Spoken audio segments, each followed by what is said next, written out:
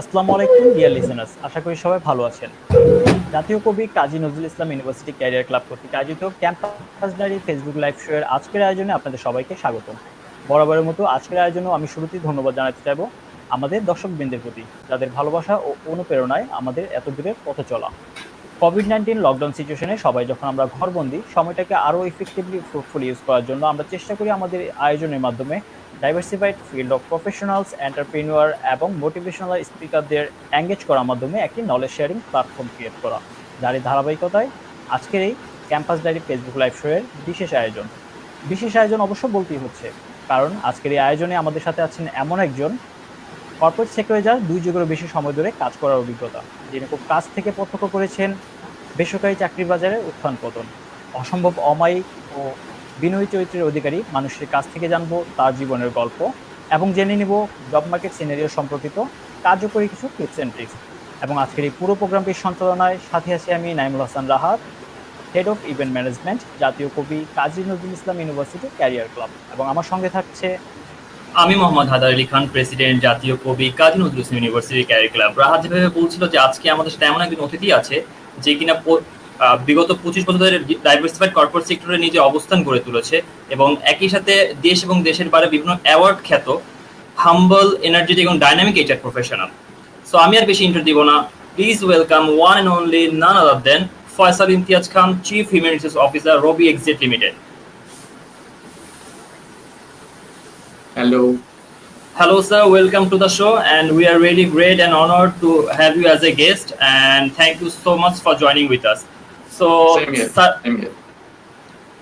স্যারের সাথে স্যারের কাছে ফার্স্টে চলে যায় যে স্যার কেমন আছেন। লাইক যদি বলি যে এই কোয়ারেন্টাইন ডেজ, লকডাউন চলছে, একটা সংকটপূর্ণ মুহূর্ত চলছে, এক্স্যাক্টলি কেউই ভালো নাই। সো দিনে এগেইন সবাই ভালো থাকার ট্রাই করছি, ভালো থাকার চেষ্টা করছি। তো স্যার আপনি কেমন আছেন এবং আপনার এই কোয়ারেন্টাইন ডেজ গুলো স্যার কেমন কাটছে? ভালো আছি। প্রথমেই তোমার কথাই বলি যে আমরা ভালো নেই, কথাটা ঠিক না। আমরা ভালো আছি, আলহামদুলিল্লাহ আমরা সবাই ভালো আছি। বিকজ যে যখন যেভাবে আমাদেরকে আল্লাহ সুবহানাহু ওয়া তাআলা রেখেছেন, সো আমরা ভালো আছি। That's the first thing we should be telling two ourself. নিজেদেরকে আমরা বলবো যে আমরা ভালো আছি, কারণ আমরা নিজেরাই যদি নিজেদেরকে বলি আমরা ভালো নাই, আমি অবশ্য বলি মাঝে মাঝে, একদম যে বলি না না বলি, তো বাট উই শুড নট সে, আমাদের বলা উচিত না যে আমরা ভালো নেই। অবশ্যই আমাদের বলা উচিত আমরা ভালো আছি, আমরা অবশ্যই ভালো আছি, অনেকের চেয়ে অনেক ভালো আছি। আর স্যার কি করছেন, মানে লাইক হচ্ছে এখন তো ওয়ার্ক ফ্রম হোম করতে হচ্ছে, বাসা থেকে বের হতে পারছেন না স্যার। সো এই এক্সপেরিয়েন্সটা কেমন লাগছে স্যার? কি এই কোয়ারেন্টাইন ডেজ স্যার কি দিয়েছে এবং কি নিয়ে গেছে স্যার, যদি একটু সংক্ষেপে এক্সপ্লেইন করতেন। নিয়ে গিয়েছে তা ওভাবে করে না বলি, কি দিয়ে গিয়েছে। আচ্ছা, নিয়ে গিয়েছে না হয় বলবো অল্প করে, ওটা আমি বেশি বলবো। মানে দিয়ে গিয়েছে কি সেগুলো নিয়ে আমরা যদি একটু বলি, যে আমার কাছে কেন জানি মনে হয়েছে যে আমরা যে একজন একজনকে অনেক ভালোবাসি, অনেক পছন্দ করি, আমরা একজন আরেকজনের কাছে যে অনেক প্রিয়, এই জিনিসটা আমাদেরকে বুঝিয়ে গেছে কোভিড-19, এটা আমি মনে করি। আজকে যেমন আজকে আমরা এখানে বসে কথা বলছি, হতে পারতো যে আমি তোমার ইউনিভার্সিটি থেকে তোমাদের সাথে কথা বলছি, আমরা পাশাপাশি বসে গল্প করছি, চা খাচ্ছি তোমাদের ক্যান্টিনে, হতে এন্ড দেন গল্প করছি, হতে পারতো। সো কোভিড-19 আমাকে বলেছে, আমাদের ওই ফিলিংসটা জাগিয়েছে যে আমরা যদি যেতে পারতাম কত মজা হতো। আমরা সবাই একসাথে বসে কত গল্প করতাম, কথা বলতাম। সো তোমার বন্ধু বান্ধব যাদের সাথে তুমি চেলেই যার বাসায় চলে যেতে পারতে বেড়াতে, জেলেই যার সাথে হয়তো 300 মিনিট ঘুরে আসতে পারতে, ফুচকা খেতে পারতে, গাড়ি লং ড্রাইভে যেতে পারতে, আজকে পারছো না। ঠিক আছে না? সো এই যে তোমার আকুতি বলো, তোমার আর্জ তার সাথে মিশার, এটা তোমাকে বহুলাংশে বাড়িয়ে দিয়েছে। তো তার প্রতি তোমার যদি বলো যে তার সাথে মিশার ইচ্ছা, দেখার ইচ্ছা, এগুলো অনেক বেড়ে গিয়েছে। তোমরা ইয়াং মানুষজন, আমি শিওর, তো তোমাদের তো আছে নানা ধরনের বন্ধু বান্ধব থাকতে পারে, এই তাদের সাথে দেখা হচ্ছে না, সেই দেখার ইচ্ছাটাও তো অনেক বেড়ে গিয়েছে। তো আমার কাছে মনে হয়েছে কোভিড কিন্তু অ্যাকচুয়ালি, হ্যাঁ হয়তো দেখতে মনে হচ্ছে যে আমাদেরকে এই সোশ্যাল ডিস্টেন্সিং এর নামে দূরে ঠেলে দিয়েছে। আমি কিন্তু দেখি অন্যভাবে, যে মানে হৃদয়ের দিক থেকে, মনের দিক থেকে আমাদেরকে আসলে অনেক কাছেই এনে দিয়েছে। তো আমি এটা একটু অন্যভাবেই দেখি। Great sir. জি রাইট স্যার। স্যার কি নিয়ে গিয়েছে সেটা যদি আমরা নাও জানি, আমরা কি পেয়েছি সেটা কিন্তু আমরা খুব ভালো করেই জানি। কোভিড-19 এর একটা পজিটিভ দিক যদি বলি, হয়তো যদি এই সিচুয়েশনটা কোভিড-19 এর ভয়াবহতা না থাকতো, তাহলে হয়তো ওয়ার্ক ফ্রম হোম করা লাগতো না। আর ব্যস্ততার ভিড়ে হয়তো আপনাকেও আমরা লাইভে কানেক্ট করতে পারতাম না। তো এই দিক থেকে আমরা গ্রেটফুল। তো স্যার, আমাদের জি। অনুষ্ঠানটির এই পর্যায়ে আমরা জানতে চাইবো আপনার ইউনিভার্সিটি লাইফে শুরুর দিকের গল্প। ভার্সিটিকে বলা হয় একজন শিক্ষার্থীর দ্বিতীয় পরিবার এবং কোভিড-19 এর ভয়াবহতায় কার্যত লকডাউনে আমরা কিন্তু তার হাড়ে, হাড়ে টের পাচ্ছি যে আমরা আমাদের বিশ্ববিদ্যালয়কে কতটা ভালোবাসি। আমাকে যদি জিজ্ঞেস করা হয় যে এই মুহূর্তে বাংলাদেশের কোথায় ঘুরতে যেতে চাও? আমি এক বাক্যে না ভেবেই হয়তো বলে দিব যে আমি আমার ৫৭ একরের ভালোবাসার ক্যাম্পাস নজরুল ক্যাম্পাসে ঘুরে আসতে চাই। তো স্যার, আমরা বিশ্বাস করি যে বিশ্ববিদ্যালয় ক্যাম্পাস ঘিরে আপনারও এমন অসংখ্য সুখস্মৃতি আছে। আমাদের সাথে যদি কিছুটা শেয়ার করতেন। প্রথমত হলো যে আমি তোমাদের মতো এত ভাগ্যবান না।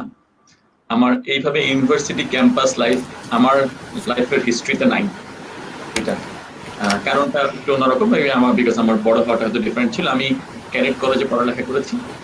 আচ্ছা, ক্যাডেট কলেজে পড়ালেখা করার পর সো ক্লাস 12 7 থেকে ক্লাস 12 এন্ড দেন আমি নেভিতে ছিলাম। তো ইন্টারমিডিয়েট পাস করার পর যেমন জানো সবাই যে ডিফেন্সে যেতে মানুষ করতেছে চলে গেছি।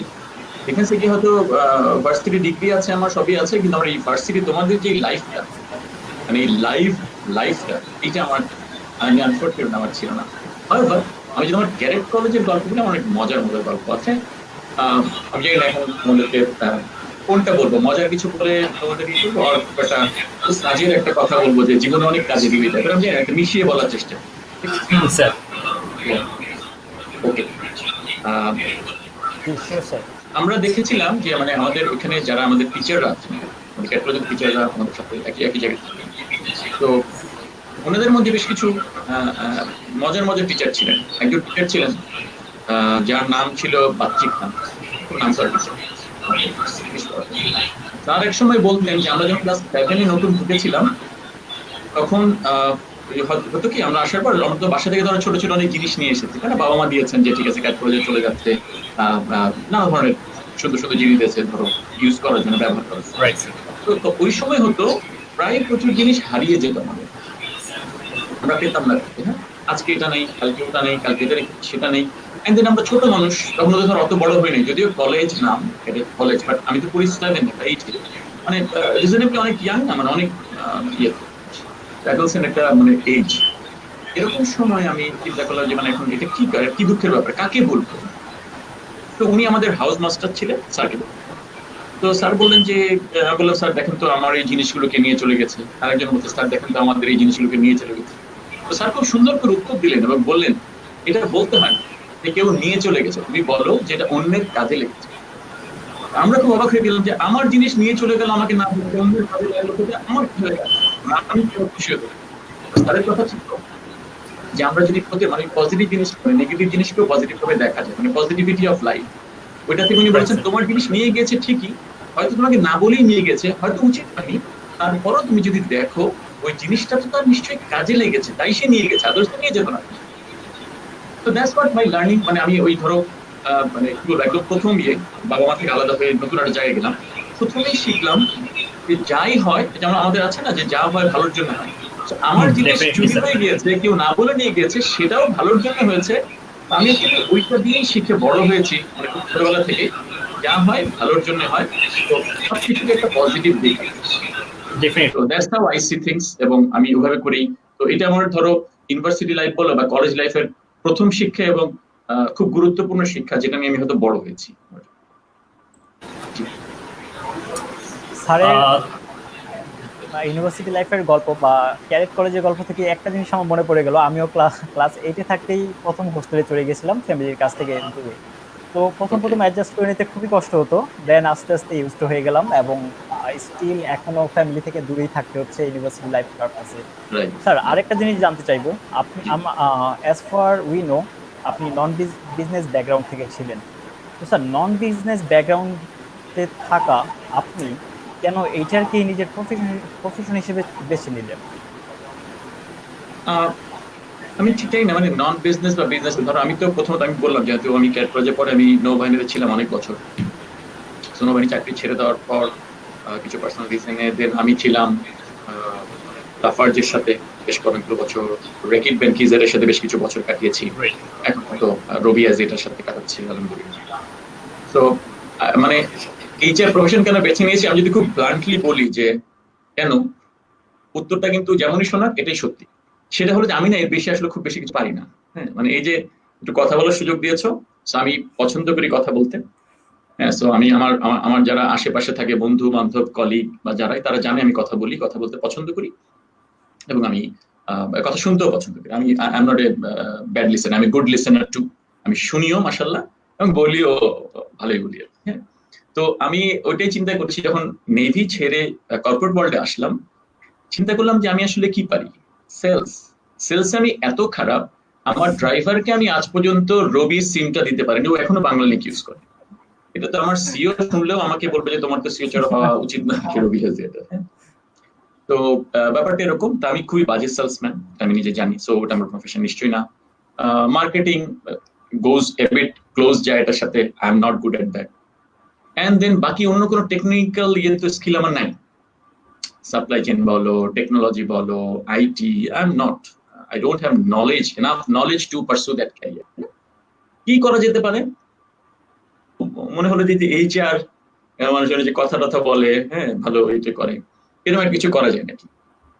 সো ওইখান থেকেই বলতে পারে যেহেতু আর কিছু পারি না, তাই এইচআরে আসে। এটা বলে আবার যারা আবার এইচআর প্রফেশনাল শুনছে, যদি কেউ শুনে থাকে বা তোমরা যারা এইচআর প্রফেশনাল হবা, তাহলে বলবো তো মহাবিপদ। ব্যাপারটা এরকম, মানে সত্যি কথা হলো যে তোমার লাইফের সাথে যেটা কমেন্সুরেটিং হয়, তোমার নলেজ, লার্নিং, স্কিল, অ্যাসপাইরেশন, এগুলোর সাথে যেটা কমেন্সুরেট করে। অনেক মানুষ আছে যারা ডিফেন্স থেকে বের হয়ে এসে, হ্যাঁ, তারা হয়তো আজকে আর্কিটেক্ট হয়ে গিয়েছে, টেকনিক্যাল নলেজ ইয়েতে আছে, সেলসে আছে। সো আমার কথা, এই কথাটা একদম সঠিক না যে এইচআর কোনো সহজ বা ইয়ে প্রফেশন দেখে আমি এসেছি। ইটস অল অ্যাবাউট আমি প্যাশনেটলি এটা করেছি। হ্যাঁ, যে আমি যে একটা বললাম ওই মানে একটু লাইটার পার্টটা, আমি যদি খুব স্ট্রংলি বলার চেষ্টা করি, এরকম আমার বাবা যখন চাকরি করতেন, উনি যে যমুনা অয়েল কোম্পানিতে ছিলেন এক সময়, উনি ওখানে অ্যাকচুয়ালি দিনের সময় পার্সোনাল ম্যানেজার বলতো, এইচআর ম্যানেজার বলতো না, তোমরা হয়তো শুনে থাকবা। সো বাবা পার্সোনাল ম্যানেজার ছিলেন। সো ওইটাও একটা বিট অফ অ্যাসপিরেশন, মানে বা ইন্সপিরেশন, যে বাবাকেও দেখেছি এই ধরনের জিনিস হ্যান্ডেল করতে, ম্যানেজ করতে। সো ওইখান থেকেও কিছুটা তো এসেছে। তো সব মিলিয়ে এভাবে এইচআরে আসা, এইটুকুই। এবং এসে আই এম এনজয়িং। এবং এটা যে মানে এত মানে নোবেল একটা প্রফেশন, এটা না আসলে আসলে বোঝা যেত না। আগে ভেবেছিলাম খালি কথা বললেই হয়, কথা বললেই যে মানুষ শোনে না, ওটা আমি এইচআর আসার পর জানতে পারলাম যে কথা বললেই মানুষ শোনে না, বলার মতো বলতে হয় উইথ লজিক এন্ড মানে রেলেভেন্সি, দেন মানুষ তোমার কথা শুনে, এন্ড দেন কোম্পানি ওটা দ্বারা উপকৃত। That's how I see things. Exactly sir যেভাবে বলছিলেন যে কথা বলার মতো বলতে হবে প্রিসাইসলি এবং হচ্ছে খুবই গোছানো ভাবে, সো ডেফিনেটলি সবার এই জিনিসটাই ফোকাস করতে হবে। So thank you so much sir আপনার এই ক্যাম্পাস লাইফে এক্সপিরিয়েন্স শেয়ার করার জন্য। স্যারের কাছে আমি আরেকবার ক্যাম্পাস লাইফে আরেকটা জিনিস আমি জানতে চাই আর কি, জানার ইচ্ছে হলো স্যারের কথার পরিপ্রেক্ষিতে। স্যার আপনি যদি ক্যাম্পাস লাইফ তো শেষ করছেন স্যার, তো ক্যাম্পাস লাইফের কোন দুটো জিনিস স্যার আপনি এখনো মিস করেন, যে ক্যাম্পাস লাইফে ওই দুটো জিনিস আমার এখনো করা হয়নি স্যার? সো এটা যদি একটু শেয়ার করতেন। বন্ধুত্ব, একসাথে থাকা, একসাথে মানে এতগুলো ডিফারেন্ট মাইন্ড একসাথে একই জিনিস করা, এটা এই ধরনের মানে ক্যাম্পাস লাইফ ছাড়া আর কোথাও পাওয়া যাবে আমার ধারণা নেই। তুমি দেখো ক্যাম্পাস লাইফে তোমরা আছো বা আমিও ছিলাম, হ্যাঁ, ওখানে আমাদের ব্যাচে আমরা 50টা বন্ধু ছিলাম, আরো বেশি, সরি 54 জন 56 জন। কেউ যদি শুনে থাকে আমাকে তো বলবে, তুই তো জানিস না কতজন ছিল। Anyways I think 54। ওকে, তো এই 56 জন বন্ধু, কিছু আমরা অবশ্য আলাদা হয়ে গিয়েছিলাম এবার, এই 56 জন বন্ধু, 56 ধরনের মানুষ একই জায়গায়, একই অ্যাসপিরেশনে, একই কারণে, একই আশা নিয়ে, একই ভালোবাসা নিয়ে থাকা, এইটা ডেফিনেটলি মিস করি। এবং এটা আসলে আর পাওয়া যায় না, কাইন্ড অফ থিং। মানে এটা আসলে আমি জানি না আসলে পাওয়া যাবে কিনা। এই যেটা লার্নিং, যে এত ডিফারেন্ট মানুষের মধ্যে থেকেও একটাই গোলে, মানে তখন গোল কি ছিল, ভালো পড়ালেখা করে মানুষ হওয়া, আর তো কিছু ছিল না। তো এতগুলো ডিফারেন্ট মানুষের মধ্যে থেকে একটা গোল পার্সু করা সবাই মিলে, it was never easy, not an easy task, and we all did that. I'm not talking about myself, I'm talking about my all other friends who were with us or with me, আমার সাথে যারা ছিল, তারা সবাই মিলে আমরা, তাই না? তুমি চিন্তা করতে হবে 56 জন, এতগুলো মানুষ, ডিফারেন্ট মাইন্ড, 56টা একটা লক্ষ্য, একটা গোল। যেভাবে আমরা কোম্পানিতে চলি, আমার কোম্পানির যেমন ধর আজকে 1400-1500 লোক, একটা লক্ষ্য, একটা গোল। হ্যাঁ, আমরা 1500-15 ধরনের মানুষ। সো এইটা আমার লার্নিং, যেটা আমি মিস করি, যে একসাথে থাকার এটা, যেটা মিস করি বলতে যে এই জিনিসগুলো ধরো কর্পোরেটের সাথে একটু ডিফারেন্ট, কিন্তু ওখানে এই যে বন্ধুত্বের ভালোবাসাটা থাকে এখানেও আছে, কিন্তু বন্ধু তো বন্ধু। হ্যাঁ, তো বন্ধুর ওই জিনিসটা মিস করি। আর একটা যদি কোনো কিছু মিস করি তাহলে আমি এভাবে বলতে হয় যে আমি ওপেন, মানে কি বলবো, যে খোলা জায়গা মিস করি, যেখানে তুমি মন ভরে হাঁটতে পারবে, হাসতে পারবে, খেলতে পারবে, নিঃশ্বাস প্রশ্বাস নিতে পারবে, এইটা মিস করি। এই দুটো জিনিস আমি ডেফিনেটলি মিস করি এটা, এবং এটা আনরিপ্রেসেবল, এটা মনে হয় না আর পাওয়া যাবে এই কংক্রিট জঙ্গলে, এই ঢাকা শহরে হয়তো তা হয়ে যাবে। Thank you so much sir. আমিও বিলিভ করি যে মানে ইউনিভার্সিটি লাইফে 4-5 বছর মানে পুরো লাইফ হচ্ছে গোল্ডেন ইয়ার্স। সো এখানে চাইলে মানে এখানে কোনো লিমিটেশনস নাই স্যার, লাইক হচ্ছে সবকিছুই করা যায়, সবকিছু ঠিক রেখে সবকিছু যারা ঠিক রেখে সবকিছু ম্যানেজ করে চলে, তো তারাই রিয়েল গেইনার। আর ক্যাম্পাস লাইফের স্মৃতিগুলো আজীবন সবার মনে থাকবে, এবং ক্যাম্পাস লাইফের শিক্ষাগুলো আমাদের প্রতিনিয়ত প্রত্যেকটা সেগমেন্টে কাজে লাগবে। So thank you so much sir আপনার এই ক্যাম্পাস লাইফের গল্প আমার সাথে শেয়ার করবার জন্য। স্যারের কাছে আবার আমি ফিরে আসতে চাই যে স্যার আপনি একটা বড় কোম্পানি সিএইচআরও পদে আছেন এবং একটা একটা কোম্পানি এইচআর লিড করছেন স্যার। সো এত দূর আসার পেছনে স্যার কি ধরনের অবস্ট্রাগল, কি ধরনের ডিফিকাল্টিস ফেস করেছেন, এবং স্যার এগুলো কিভাবে আপনি সুইফটলি হ্যান্ডেল করছেন স্যার, যদি একটু শেয়ার করতেন। হ্যাঁ, মানে প্রশ্ন করেছো, সত্যি কথা আমি বলি, এটা মানে আমি বলবো যে অবশ্যই আমাদের প্রতিটা জিনিসই ঘটে উপরে আল্লাহ সুবহানাহু ওয়া তাআলা অ্যাকচুয়ালি উনি ডিসাইড করেন আমাদের জন্য, আমরা খালি আমাদের চেষ্টাটা চালিয়ে যাই। আমি খুব যে কষ্ট করে এই জায়গায় এসেছি, সত্যি কথা বলি এটা সঠিক না। মানে এখন তো বলবা স্যার এটা থেকে কি শিখবো, তার মানে কি আমরা কষ্ট না করলে বড় হয়ে যাবো এটা শিখবো? আমি তো এটা বলতে পারবো, মানে that's not the message I want to give. আমি যেটা বলতে চাই যে হ্যাঁ, ইচ্ছা ছিল, আশা ছিল জীবনে যেন বড় হয়ে ভালো করি। এই বড় হয়ে ভালো করে এটা খুব সাধারণ একটা আশা, বাট আমার সবসময় একটা আশা ছিল যে মানে আমি এমন একটা কেউ হই, এমন একটা মানুষ হই, যার সাথে ধরো মানুষজনের যেন ওই যে তোমরা যেন ইয়ের ভাষায় বলো না, প্রফেশনাল ভাষায় নেটওয়ার্কিং, মানুষজনের সাথে যেন তোমার সম্পর্ক থাকে, রিলেশনশিপ। সো আমি রিলেশনশিপকে অনেক প্রায়োরিটি দিই, অনেক অনেক প্রায়োরিটি দিই। এটা আমার কাছে অনেক ইম্পর্টেন্ট রিলেশনশিপ আমার কাছে। সো দেয়ারফর আমি যখনই যেখানে ছিলাম আমি সবসময় চেষ্টা করেছি আমার বন্ধু বান্ধব, আমার আশপাশের সিনিয়র জুনিয়র এবং যারা আমাকে সাহায্য করছে আমার ওই পথ পরিক্রমায় এগিয়ে যাওয়ার জন্য, তাদের সাথে বন্ধুত্বপূর্ণ আচরণ এবং করা এবং এটা মেনটেন করা। আমি আমার জানা মতে আমি জানি না অজান্তে থাকে, আমার জানা মতে পৃথিবীতে আমার কোনো শত্রু নেই, জানা মতে। সবাই বন্ধু কিনা বলতে পারবো, বাট শত্রু নেই আমি গ্যারান্টি দিয়ে বলতে পারি ইনশাল্লাহ। এর মধ্যে থেকে কেউ যদি বলে না আমি আছি তোর শত্রু, তাহলে আমি জানি না, আমার জানা নেই। সো আমি যেটা তুমি বলতেছিলে, তো আমি খুব সিম্পল দেখছি, মানে লাইফে ধরো হতেই হবে এরকম কোনোদিন আমার মানে আমি ওইরকম থাকে না, কিন্তু আমার খুব হাইলি অ্যাম্বিশিয়াস আমি, হয়তো আমি ব্যক্তিগতভাবে না। আমি অ্যাকচুয়ালি ওই যেগুলো আমি সম্পর্কগুলোকে প্রায়োরিটি দিই, ওইটাকে আমার সবচেয়ে মূল্যবান। সম্পর্কের জন্য যদি এরকম হয়েছে যে আমার পড়ালেখা, ক্যারিয়ার, বন্ধুত্বের জন্য আমি অনেক জায়গায় আমার লাইফে স্যাক্রিফাইস করেছি। আমি বন্ধুত্ব আমার কাছে এত ইম্পর্টেন্ট, এত গুরুত্বপূর্ণ, রিলেশনশিপ আমার কাছে এত ইম্পর্টেন্ট, এত গুরুত্বপূর্ণ, সেই জন্য আমি আমার ক্যারিয়ার স্যাক্রিফাইস করতে পারি। এটার আমি কয়েকটা উদাহরণ দিই। সো জাস্ট মানে আমি এখানে এসেছি অবশ্যই আল্লাহ সুবহানাহু ওয়া তাআলা উনি এনেছেন, বাট আমি যদি এভাবে বলি, আমি যখন নেভির চাকরি ছেড়ে দিলাম তখন কিন্তু আমি ছেড়ে দিয়েছিলাম আমার বড় মেয়ে, ও এখন তো বাইরে থাকে আর কি। ও আমি যখনই নেভিতে বাসা থেকে বাইরে যেতাম ওর জ্বর চলে আসতো, she used to gate fever, এবং এসে করতো, এবং আমি যতক্ষণ না বাসায় ফিরে আসতাম তার ওই জ্বরটা ভালো হতো। আমি আসার একদিন আগে থেকে she used to get well again, that's how she used to feel me.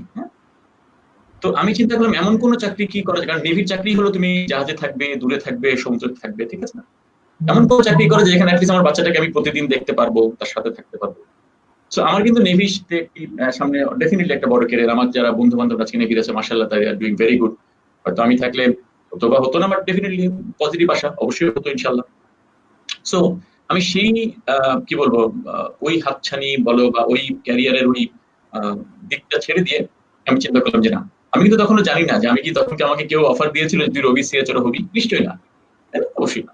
তো আমি কিন্তু ছেড়ে দিয়েছিলাম ওই আমার সম্পর্কটা আমার বাচ্চার সাথে, মানে বাবা মেয়ের যে সম্পর্ক, সেই জন্য আমার কিন্তু আমার নেভিতে এরকম হিস্ট্রি আছে যে বন্ধুর জন্য স্যাক্রিফাইস করা, যেটার জন্য ধরো আমার প্রমোশন হয়ে গেছে, দেরি হয়ে গেছে, ত্বরান্বিত মানে সরি মানে আটকে গেছে, এবং সবাই যখন হয়তো প্রমোশন যে বছর পেয়েছে আমি হয়তো তার 1-2 বছর পরে পেয়েছি, আমি সেটাও মেনে নিয়েছি বন্ধুত্বের জন্য। সো আমি যেটা বলতে চাচ্ছি, আমার কাছে কেন জানি রিলেশনশিপটাকে সবচেয়ে প্রায়োরিটাইজ মনে হয়, সবচেয়ে মানে ইম্পর্টেন্ট মনে হয়। এবং আমরা যদি সঠিক সম্পর্ক সঠিক সময়ে সঠিক মানুষজনের সাথে রাখতে পারি এবং সেটাকে নিয়ে জীবনে এগোতে পারি, তাহলে অবশ্যই জীবনে তুমি যে লক্ষ্যে পৌঁছাতে চেয়েছিলে কিছুদিন আগে, কিছুদিন পরে, একটু আগে একটু পরে, ইনশাআল্লাহ আমরা অবশ্যই ওই জায়গায় পৌঁছে যাবো। বিকজ কারণ হলো তুমি যেখানে পৌঁছাতে চাচ্ছ, পুরো পৃথিবী তোমার তোমার আশপাশের সার্কামস্টেন্সেস, তোমার আত্মীয় স্বজন বন্ধু বান্ধব সবাই অ্যাকচুয়ালি তোমাকে ওই জায়গাটা নিয়ে যাওয়ার জন্য দেখবে উঠে পড়ে লাগবে, because you are a person like that. So আমি প্রিভিলেজড, আমি thank you very much to everybody যারা আমার জীবনে বিভিন্ন সময় এসেছে গিয়েছে, বন্ধু বান্ধব, I really debt to them, because I owe many things to them. So that's how I came here, P2P.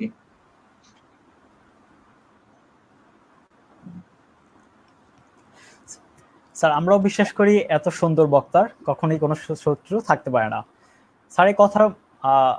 স্যারের কথার মাঝখানে কিন্তু খুব মূল্যবান কিছু বিষয় উঠে এসেছে।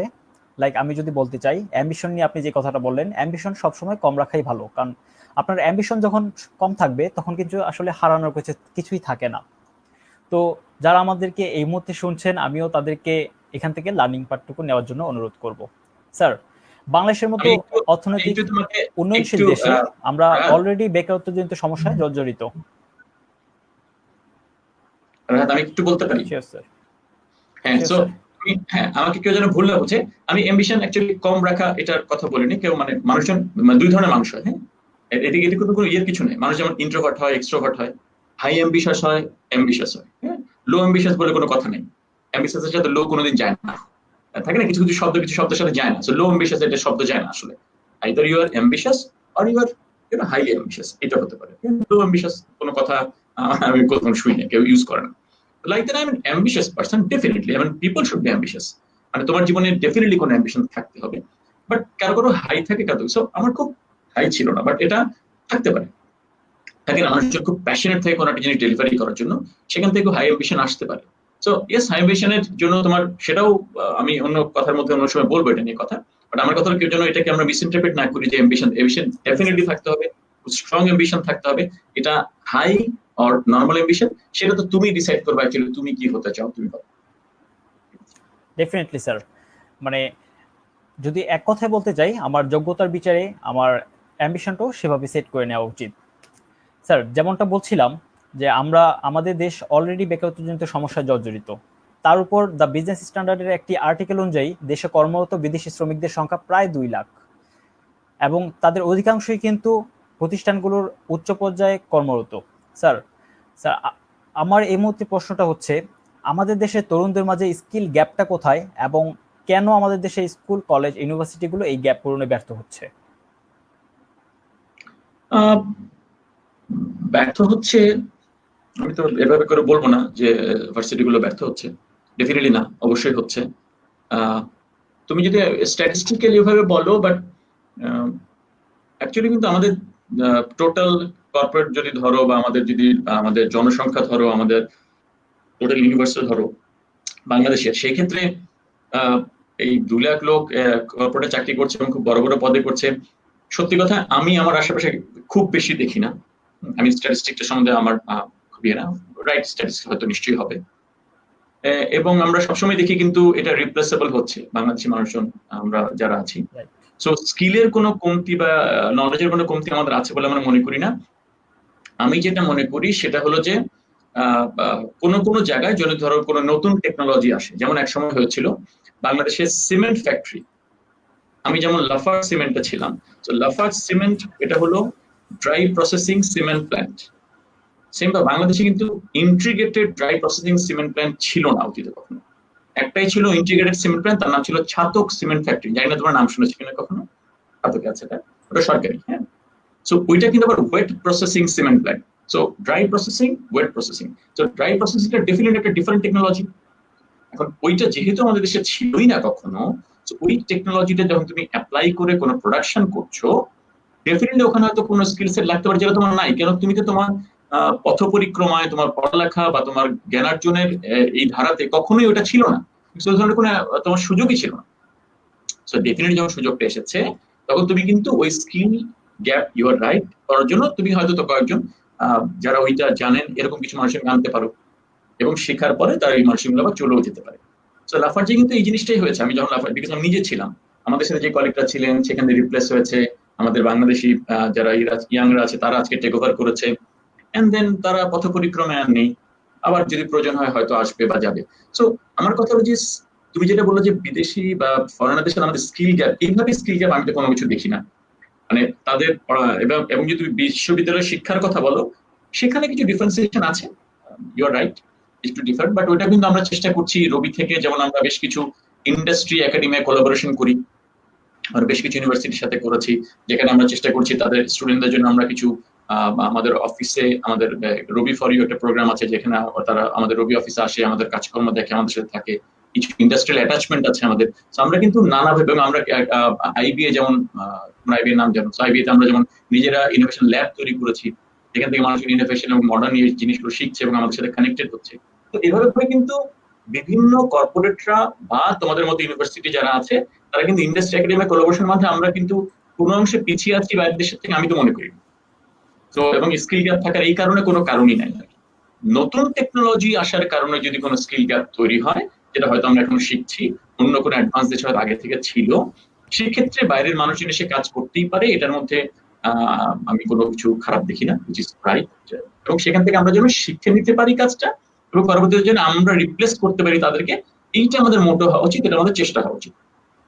সেই চেষ্টা যদি সঠিকভাবে থাকে, then I personally do not find any gap. আমি তো এটা মনে করি না। আজকে যদি স্কিল গ্যাপের কথাই বলতে, তাহলে তো সুন্দর পিচাই কোনোদিন সিএচআর হতো না, সিও হতো না বলে, তাই না?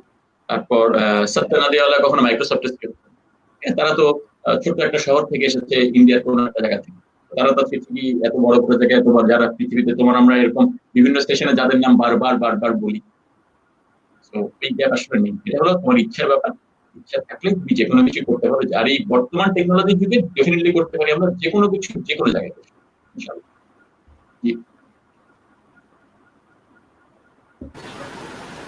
স্যার অসংখ্য ধন্যবাদ, আপনার মূল্যবান বক্তব্য আমাদের সঙ্গে শেয়ার করবো। স্যার আপনার কাছে আমি একটু জানতে চাই যে আপনি যেভাবে বলছিলেন যে স্কিল গ্যাপ আপনি দেখতে পাচ্ছেন, আবার আদার হ্যান্ডে অনেক আর্টিকেল এটা পাবলিশ করছে যে দেশের বাইরে থেকে হচ্ছে বিভিন্ন ধরনের এমপ্লয়ি এসে আমাদের অর্গানাইজেশনের জায়গা দখল করে রাখছে। সো এইটার পিছনে স্যার মেইন রিজনটা কি স্যার, এটা যদি একটু এক্সপ্লেন করতেন। একদিকে আপনি বলছেন যে স্কিল গ্যাপ নেই, অপরদিকে হচ্ছে যে দেশের বাইরে থেকে বিভিন্ন এমপ্লয়ি এসে আমাদের দেশের অর্গানাইজেশনের বড় বড় পোস্টগুলো দখল করে রাখছে স্যার। তো এটা স্যার কিভাবে এক্সপ্লেন করবেন আপনি স্যার?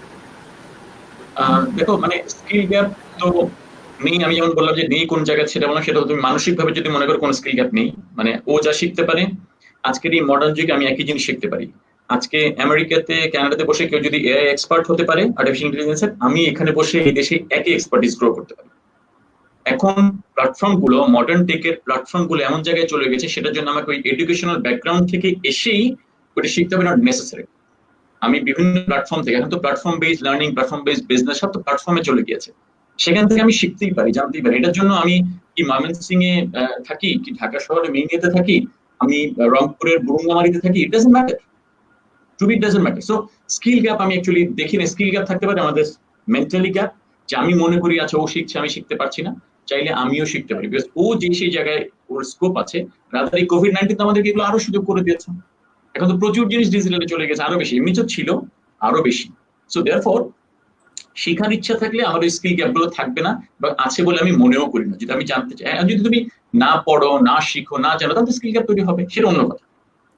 তুমি যেটা বলছিলে যে কর্পোরেটে কিছু কিছু মানুষজন থাকতে পারে, কিছু কিছু আছে কিন্তু তোমার কিছু রেগুলেটরি কারণে, কিছু গভর্নেন্সের কারণে আসে। যেমন ছোট্ট উদাহরণ দিই, মনে করো একটা ম্যানেজমেন্ট কমিটি, ঠিক আছে না, মনে করো রবি আজিয়াটার ম্যানেজমেন্ট কমিটি, ঠিক আছে না, বলা হয়, তোমরা অনেকেই জানো এবং সবাই নিশ্চয়ই জানো, আমাদের যিনি চিফ এক্সিকিউটিভ অফিসার মাতাব ভাই, উনি একজন বাংলাদেশি, বাংলাদেশের টেলকোগুলোর প্রথম বাংলাদেশি সিইও উনি, ঠিক আছে না। এখন তো আজমান ভাইও গ্রামীণ ফোনের সিইও, হুইচ ইজ ফাইন। তো মাতাব ভাই প্রথম ছিলেন। তো সাধারণত বলা হয় যে সিইও যেহেতু একটা বাংলাদেশি, আমাদের একটা গভর্নেন্স একটা আছে আমাদের মধ্যে, যেখানে আমরা চেষ্টা করি যে আমাদের যে চিফ ফাইন্যান্সিয়াল অফিসার থাকে উনি একজন বাইরের দেশের হবে, because of check and balance. এটা গভর্নেন্স অফ আজিয়ার, আমরা যে গ্রুপ ইয়ে করি ডিনোট করি, সেই গ্রুপের একটা governance.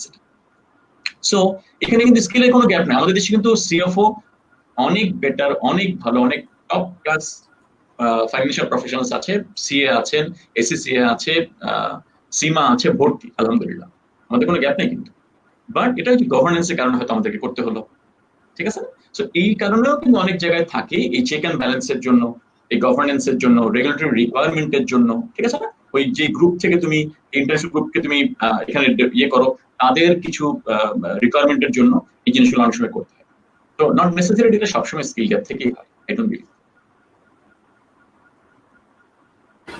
Thank you so much sir, এত সুন্দর করে এত প্রিসাইসলি এক্সপ্লেন করবার জন্য।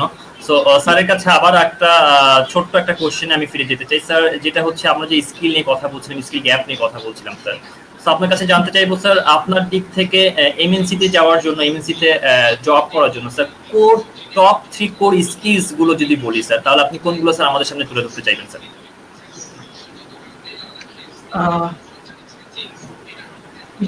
টপ 3 স্কিল মানে শুধু এমএনসি তে চাকরি করার জন্য কেন টপ 3 স্কিল থাকে? আমার কথা হলো যে কোনো যখন এমএনসি, ওয়াই আমরা এমএনসি কে আলাদা করে দেখছি বা দেখাচ্ছি, এমএনসি একটা মাল্টি ন্যাশনাল কোম্পানি, যেখানে যেগুলো হয়তো বিভিন্ন দেশে যাদের সাথে অপারেশনস আছে, মাল্টি কালচারাল, অনেক লোকাল কোম্পানি আছে যেগুলো মাল্টি ন্যাশনাল, মাল্টি কালচারাল, ঠিক আছে না। তুমি যদি বাংলাদেশে দেখো, অনেক আমাদের এখানে লোকাল কোম্পানি আছে যেখানে কিন্তু মাল্টি কালচারাল লোক আছে, বিভিন্ন দেশ থেকে বিভিন্ন কারণে মাল্টি ন্যাশনাল। তো এনভায়রনমেন্ট কিন্তু ইটস মাল্টি ন্যাশনাল এনভায়রনমেন্ট, বিভিন্ন দেশের মানুষ মাল্টি ন্যাশনাল। আমাদের এমএনসি বলতে আমরা যেন ওই কয়েকটা কোম্পানির মধ্যেই সীমাবদ্ধ হয়ে আমাদের গণ্ডিকে সীমাবদ্ধ করে না ফেলি, হয়তো রবি বা ইউনিলিভার বা বিএটি বা গ্রামীণ ফোন, যেগুলো হয়তো বিদেশি কোম্পানি। কেন আমাদের দেশের কোম্পানিগুলোর নাম বলবো না, পারটেক্স, কেন বলবো না স্কয়ারের কথা, ঠিক আছে, আমাদের দেশে ভালো কোম্পানি, তাদের কথা আমরা কেন বলবো না, অবশ্যই। সো যেইখানকারই কথা বলো, আমি যদি বলি যে বর্তমান এই যুগে এসে যদি তুমি যে কোনো চাকরিতে তুমি নিজেকে মনোনিবেশ করতে চাও, বা তুমি নিজেকে মনে করতে পারো তোমার 10 জনের চেয়ে আলাদা কিভাবে হবা, so that you get preference over others, অন্য ক্যান্ডিডেটের চেয়ে, তিনটা জিনিস বলতে বলেছে। আমি জানি না, আমি এত গুছিয়ে আসলে সেট করে রাখি না কখনো মাথার মধ্যে তিনটা কি বলবো, আর বলেছো তিনটা, আমি চেষ্টা করে দেখি, তিনটা হোক, চারটা হোক, দুইটা হোক, আমি চেষ্টা করি। হ্যাঁ, তো প্রথমত যদি বলো, আমি তাহলে এভাবে বলবো যে মাইন্ডসেট, মানে তোমার তুমি অ্যাকচুয়ালি কিরকম কি মাইন্ডসেটের হতে হবে তোমাকে। তো আমরা রবিতে বলি এটাকে MAD, you need to be a person with a MAD mindset. MAD means definitely পাগল না, MAD, it stands for modern, agile and digital, ঠিক আছে না। সো আমরা মনে করি যে কোনো রবির এমপ্লয়ি যারা রবিতে কাজ করতে হবে, তাকে ম্যাড মাইন্ডসেট থেকে আসতে হবে, or he should be possessing a mad mindset. Mad what? Modern, you should be agile, and you are digital, ঠিক আছে না। You should have a digital mindset, agile mindset, and modern mindset. So modern mindset goes with innovative mindset. আমি ইনোভেশনের কথা বলি না। So modern কি? Modern বলতে কিন্তু ইজ নট যে তুমি খুব সুন্দর জিন্সের প্যান্ট বা একটা টি-শার্ট পরে, লিভাইজের একটা টি-শার্ট পরে ঘুরে বেড়াবে, you become so modern. It's not like that exactly.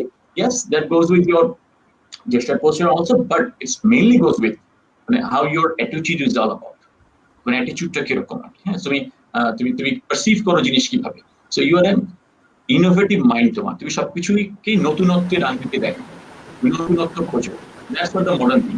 যার মাঝে এই তিনটা কোয়ালিটি আছে, যেটা আমি বললাম, modern, agile digital. Modern বলতে আমি ইনোভেশন বোঝাতে চাচ্ছি, ইনোভেটিভ মাইন্ড যাদের মধ্যে আছে তারা ডেফিনেটলি অন্য আরেকজনের চেয়ে অগ্রগতি। আমি বললাম মানে first quality, anyone, you young people and we, including we all, should be happy to এই বর্তমান যুগের সাথে মানিয়ে চলার জন্য, মেনে চলার জন্য এবং এগিয়ে যাওয়ার জন্য। মানে আগে তো সার্ভাইভ করবো, দেন না যাওয়া। তো ইভেন সার্ভাইভালের জন্য এটা, মানে আমি মনে করি এটা শুধু ভালো করার জন্য, বেসিক সার্ভাইভালের জন্য এই জিনিসটা।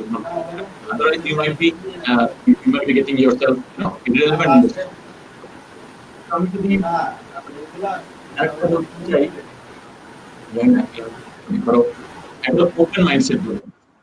ওপেন মাইন্ডসেটটা আমি যদি তুমি যেটা মানে ওপেন ফর মেইনলি লার্নিং, ওই যে শিক্ষা দীক্ষা নিই না আমরা বলি, যারা মানে শিক্ষার কোনো বয়স নেই, ঠিক আছে না। সো লার্নিং এজিলিটি যাদের high, open mindset with learning agility যাদের হাই, তাদের এই বর্তমান যুগে সাকসেস করার প্রবণতাও হাই।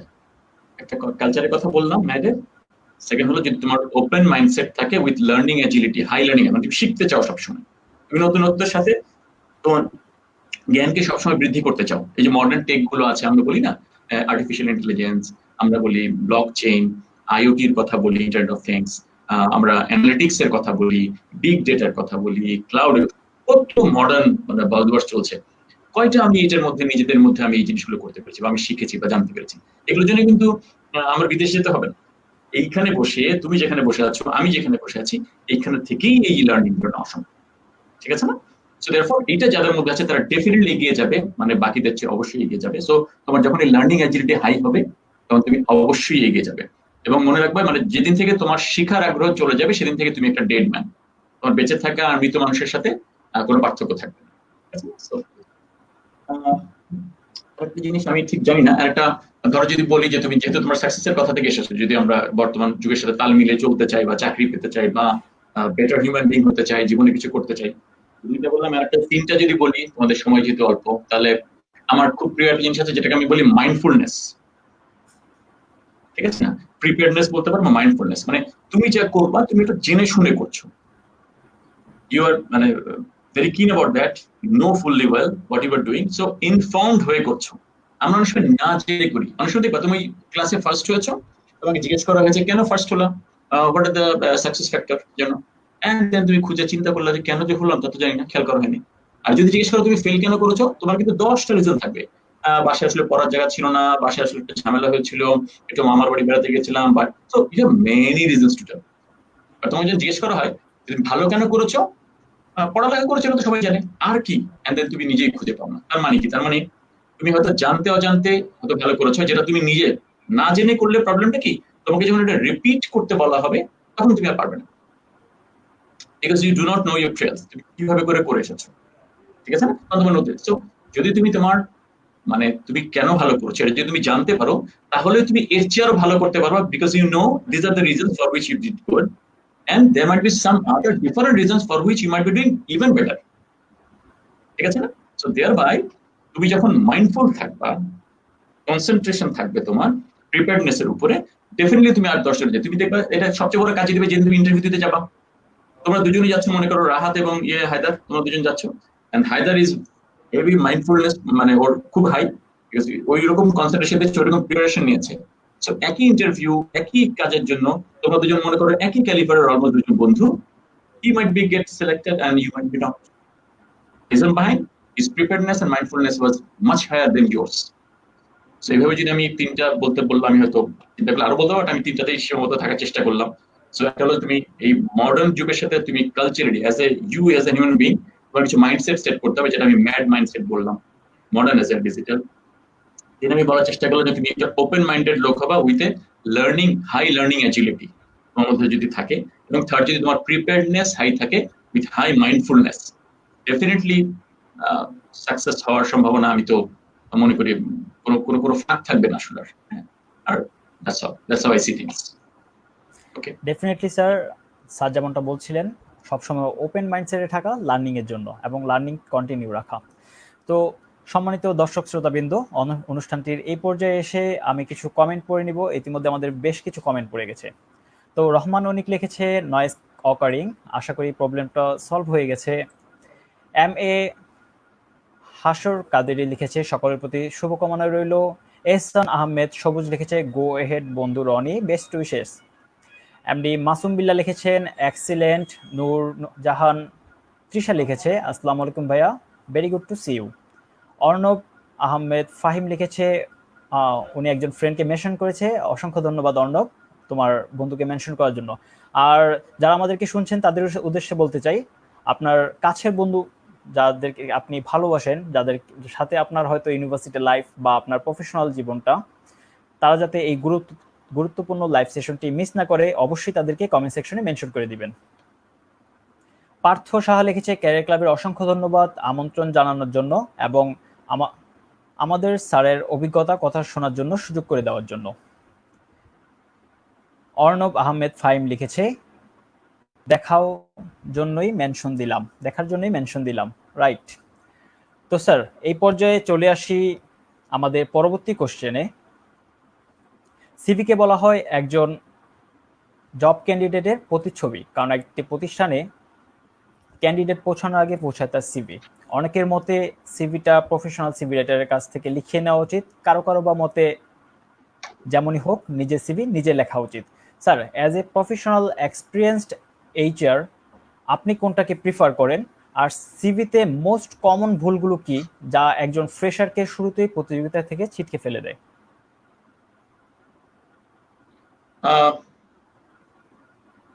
প্রথমত যদি বলো যে সিভি, না, আমার মতে নিজের সিভি তো অবশ্যই নিজের লেখা উচিত, আমি ব্যক্তিগতভাবে মনে করি। ইয়েস, তুমি যদি কোনো প্রফেশনাল কারো হেল্প নিতে চাও, এখানে অনেকে আমি দেখেছি অনেকে হেল্প করেন, লেখেন। তোমার কলিগ ফ্রেন্ডও হতে পারে, ভাই ব্রাদার হতে পারে, যারা ভালো ভালো কর্পোরেটে আছে, যারা নিজেরা গুড জব করে, so they have a good understanding of how to what are the things that a corporate really look forward to from a candidate, তাই না? এগুলো জানলে এগুলো দেনে লেখলে ভালো এটা। এবং তুমি যদি কোনো প্রফেশনাল রাইটার দিয়ে লেখাও, আমি জানি না, আমাকে ব্যক্তিগতভাবে আমি এটার কোনো, আমি আসলে নিজে কোনোদিন করিনি এই কাজটা, আমি আসলে জানি না কোনটা বলা উচিত। ভালো হলে গুড, বাট যদি লেখাও তাহলে যেন ওটা তুমি জানো। প্রবলেম হলো তুমি ভালো একটা রাইটার দিয়ে বা কাউকে দিয়ে যত খুব সুন্দর তুমি সিভিটা লিখে দিলে, তোমার নিজের সিভি তুমি নিজে যদি না বোঝো কি লেখা আছে ওটাতে, কারণ অনেক সময় দেখো খুব সুন্দর লিখে নিয়ে তুমি দিয়ে দিয়েছো জমা, ইন্টারভিউ কল এসেছে, তুমি কথা বলছো, and then you don't know about your CV, তোমাকে সিভি থেকে প্রশ্ন করা হচ্ছে, তুমি অবাক হয়ে গেছো, এটা আমি করেছিলাম নাকি, ও সিরিয়াসলি এটা ট্রেনিং দেখে চলছে, ও এই ট্রেনিংটা আমি করেছি, আমি তো খেয়াল করিনি কখন করলাম। So don't get surprise by yourself seeing your own CV. হ্যাঁ, দ্যাটস দ্য থিং। সো কাউকে লেখানোর মধ্যে আমি কোনো খারাপ কিছু দেখি না, আমি কিছু এটা ভুল মনে করি না, might be the right thing also, I don't know exactly, but তোমার আমাকে যদি জিজ্ঞেস করো, I am okay with this if someone rights their CV through taking some help from someone, but your CV should be written by yourself. তোমার 100% ইয়ে থাকতে হবে তোমার সিভিতে কি লেখা আছে। ইয়েস, তোমার কন্টেন্টটা তুমি করার পর যদি কারোর থেকে কোনো হেল্প নাও যে কন্টেন্টটা সাজিয়ে দেওয়ার জন্য, কোনটা আগে যায় পরে যায়, এখন আবার যে ইনফোগ্রাফিক্স সিভি টিভি করে, which is good to see, তো ওই ধরনের জিনিসগুলো that help you should take or you can take. I don't find anything wrong in it, so maybe the right way to things to do. However, নিজের CV মানে core কথা যেটা, নিজের CV নিজেকেই লিখতে হবে, then help. It's not about আমার CV আমি ডিকটেশন দিলাম কেউ লিখলো কাইন্ড অফ থিং, এটা হতে পারে না। আমার সিভি আমি লিখবো, আমার কন্টেন্ট আমি লিখবো, আমি জানি আমি কি, দেন আমি যদি কারো হেল্প নিয়ে এটাকে সাজাতে চাই, জাস্ট টু মেক এ মানে গুড লুকিং ফিল, মানে গুড লুক ফিল যদি আমরা দিতে চাই আর কি, তাহলে করতে পারি, অসুবিধা নেই, it's okay, I am fine. আমার ব্যক্তিগতভাবে এটা নিয়ে কোনো ইয়ে নাই যে, বাট একটাই জিনিস, আমার সিভি সম্বন্ধে আমার 100% নলেজ আমার থাকতে হবে। আমি আমার সিভির কোনো কিছু দেখে আমি যেন সারপ্রাইজ না হয়ে যায়, ও এটা আমার সিভিতে ছিল, I can't get surprise seeing my own CV, that's the point I am only making, otherwise I am fine. Sir CV কি ওই যে সিভি লিখতে গেলে কি ভুল টুল হয়? জি জি স্যার, এটা কমন মিস্টেকস, এগুলো বললাম। কমন মিস্টেকস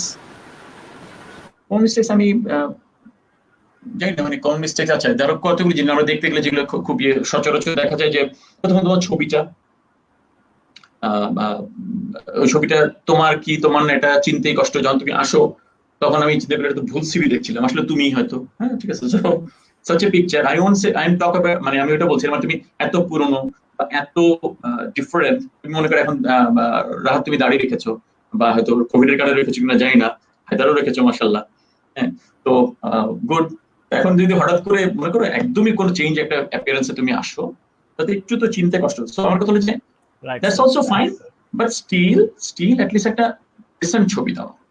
ছবিটা মানে অনেক দেখবা এত ক্যাজুয়াল একটা ছবি দিই আমরা, দেখো তুমি হয়তো ইয়েতে সুন্দরবনে বেড়াতে গিয়েছিলা, ওইটা মানে বাঘকে দেখে ভয় পেয়েছিল, ভয়ের ছবিটা দিয়ে দিয়েছে, আরে ভাই ওটা তো সিভি হতে পারে না, সিভি ছবি হতে পারে না, কুড বি ভেরি ফানি আর কি, তাই না? তো ওই জিনিসটা খেয়াল করো, এটা এটা এটা আমাকে কি ইমপ্রেশন দেয়, এখন কথা হলো আমি কিভাবে দেখি, I being a HR recruiter, আমি দেখি যে মানে এই তো বেসিক সিরিয়াসনেস নেই, সে একটা ইয়ে দিয়েছে, তার ওই মানে এই জবটার প্রতি কোনো রেসপেক্ট নাই তার, আদারওয়াইজ সে তাকে কিভাবে এভাবে পোর্ট্রেট করতে পারে, giving his own photograph. There are in modern days that actually কেউ অ্যাকচুয়ালি ছবি দেয় না, তুমি যদি উন্নত অনেক দেশে দেখবা ছবি দেওয়াটা একটু ডিসক্রিমিনেটরি বলা হয়, অনেকে কিন্তু ছবি দেয় না, মানে বলাও হয় না এবং কেউ চায়ও না, কারণ তুমি ছবি দিয়ে কি করবা, তুমি আমার যোগ্যতা দেখো, কাজ দেখো, and you give me the job, why you need to see myself in picture, কেন দেখতে হবে?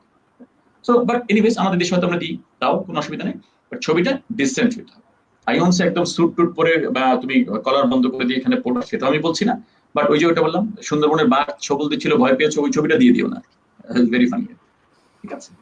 তো আরেকটা যদি বলি, ধরো ইনফরমেশন যখন আমরা লিখি, ইনফরমেশন গুলো একটু যেটা অনেক সময় একটা ছবি একটা সিভি দেখলে মনে হয় তুমি খুব অগোছালো ভাবে লিখেছো, ওই এগেইন এই সবগুলো কথাই বলছি যে দেখলে আমাকে যেন এই ইমপ্রেশনটা না দেয় যে তোমার কোনো সিভিটার মানে তোমার জবটার প্রতি কোনো ওইরকম দরকার নেই, ওইরকম প্রয়োজনীয়তা নেই, আর্জেন্সি নেই কোনো, জাস্ট তুমি দিয়েছো এসেছো, it's two casual.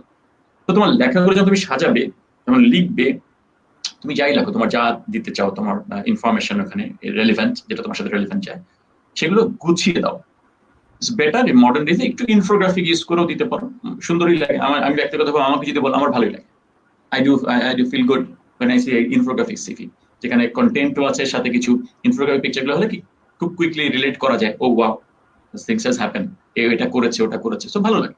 Not good, সেটা করতে পারো, সেটা আমি অনেক সিভিতে দেখি না, বা আমরা ওই যে সাজানো জিনিসটা আমরা খেয়াল করি না। সো এটার একটা মিস্টেক আমরা করি, যেখানে আমরা ঠিকমতো সিভিটাকে সাজাই না, মানে ফরম্যাটিংটা ঠিক মতো করি না, তো দেখলে খুব ক্যাজুয়াল মনে হয় সিভিটা। দেন আমার কাছে মনে হয় যে ধরো খুব বেশি টেক্সট ইউজ করে ফেলি, টেক্সটটা কি একটু যদি কমন সম্ভব হয়, মানে তোমার অভিজ্ঞতা লিখতে গিয়ে এত কিছু লেখা শুরু করেছো যে পরে আর মানে পড়ার ইন্টারেস্ট চলে যায়, তাই না? তো ওই ইন্টারেস্টে যেন তুমি ধরে রাখতে পারো, তো ওই জন্য একটু গুছিয়ে লেখা, যেটা একটু আগে বললাম, একইভাবে টেক্সট গুলো একটু কম করে, একটু যদি কোনো ইনফোগ্রাফিক থিং বা কোনো কিছু দিয়ে যদি আমি বুঝিয়ে দিতে পারো তুমি শর্ট করে, তাহলে ইটস বেটার। দেন আমি যদি বলি আরেকটা জিনিস তোমরা করো প্রায়, হলো যে যে কি বলে এটা, কি আমাদের স্কিল যেটা থাকে, তোমরা ধরো ইয়াং প্রফেশনাল, তুমি চাকরি করছো, তোমার তো এক্সপিরিয়েন্স নাই, তাই না? তুমি তো থাকতে পারে অনেক জায়গায়, যেমন ধরো অনেক অনেক জব গুলোতে ওই যে ওরা কোঅপের সিস্টেম করে, যেমন ধরো আমি প্রায়ই বলি, বিভিন্ন সেশনেও বলি, যে বিদেশে অনেক ইউনিভার্সিটিতে, আমার বড় মেয়ে ও ছোট মেয়ে ওরা যেখানে পড়ে, ওই ইউনিভার্সিটি গুলোতে, যেমন কানাডাতে, ওখানে ওদের কোঅপ বলে ওরা, ঠিক আছে, কোঅপারেটিভ জব। সো এই কোঅপ জবে ওরা হয় কি, ওরা সেমিস্টারের মধ্যেই কোনো একটা সেমিস্টার পার্টিকুলার ওরা জব করে, অ্যাবসলিউটলি, এটা কিন্তু কারিকুলামের অংশ। তো তার হয়তো 4 বছরের ডিগ্রি, সে হয়তো 4.5 বছরে শেষ করে, আরো 2 সেমিস্টার বেশি নিয়ে বা একটু বেশি নিয়ে শেষ করে। বাট সে যখন শেষ করে, তখন কিন্তু উইথ এক্সপিরিয়েন্স শেষ করে। তো she or he has a better chance to get job in the year. So আমাদের দেশে হয়তো ওই জিনিসটা ওইভাবে করে হয়তো ভাবে নাই আমাদের সেটা আমরা করতে পারি, চিন্তা করে দেখতে পারি, nothing wrong in doing things. যারা ভার্সিটিতে আছে তারাও চিন্তা করতে পারে, আমরা যারা কর্পোরেটে আছি তারা যেন ওই সুযোগগুলো করে দিতে পারি, সেগুলো এই যে ইন্ডাস্ট্রি একাডেমি কোলাবোরেশনের মাধ্যমে জিনিসগুলো করতেই পারি। তো এই জিনিসটা আমি তোমাদেরকে দেখি, যেটা যেহেতু আমাদের সেই সিস্টেমটা এখন নাই, ফলে হয় কি, তোমাদের এক্সপিরিয়েন্স নেই, তো how you sell your self to recruiter, কিভাবে তুমি নিজেকে sell, selling your selling one day batting. আমি সবসময় বলি রিক্রুটমেন্টকে ওয়ান ডে ব্যাটিং, ওই দিন যদি তুমি খারাপ করো, জিরো পয়েন্ট। সচিন টেন্ডুলকার যেদিন জিরো মেরেছে, সেদিন তো জিরোই তার নামের খাতায় লেখা হয়েছে, ওই দিন তো সেঞ্চুরি লেখা হয়নি। তো ওই দিনের জন্য তুমি খারাপ হয়ে গেলে, এই জন্য মানে সিরিজটাকে তুমি যাবে কি করতে যাচ্ছ, ফার্স্টে তোমার স্কিলের জায়গাটাকে এমন কিছু লিখবে যে স্কিলে দেখে আমি মনে করি commensurating skill with the job that I am offering. ওই যে স্কিল যেটা, এটা আমার একদম প্রথম দিকে যেখানে তুমি হয়তো ক্যারিয়ার অবজেক্টিভ বা কিছু লিখেছো, ওরকম একটা জায়গাতে তুমি তোমার স্কিল গুলো আমাকে দেখাতে পারো।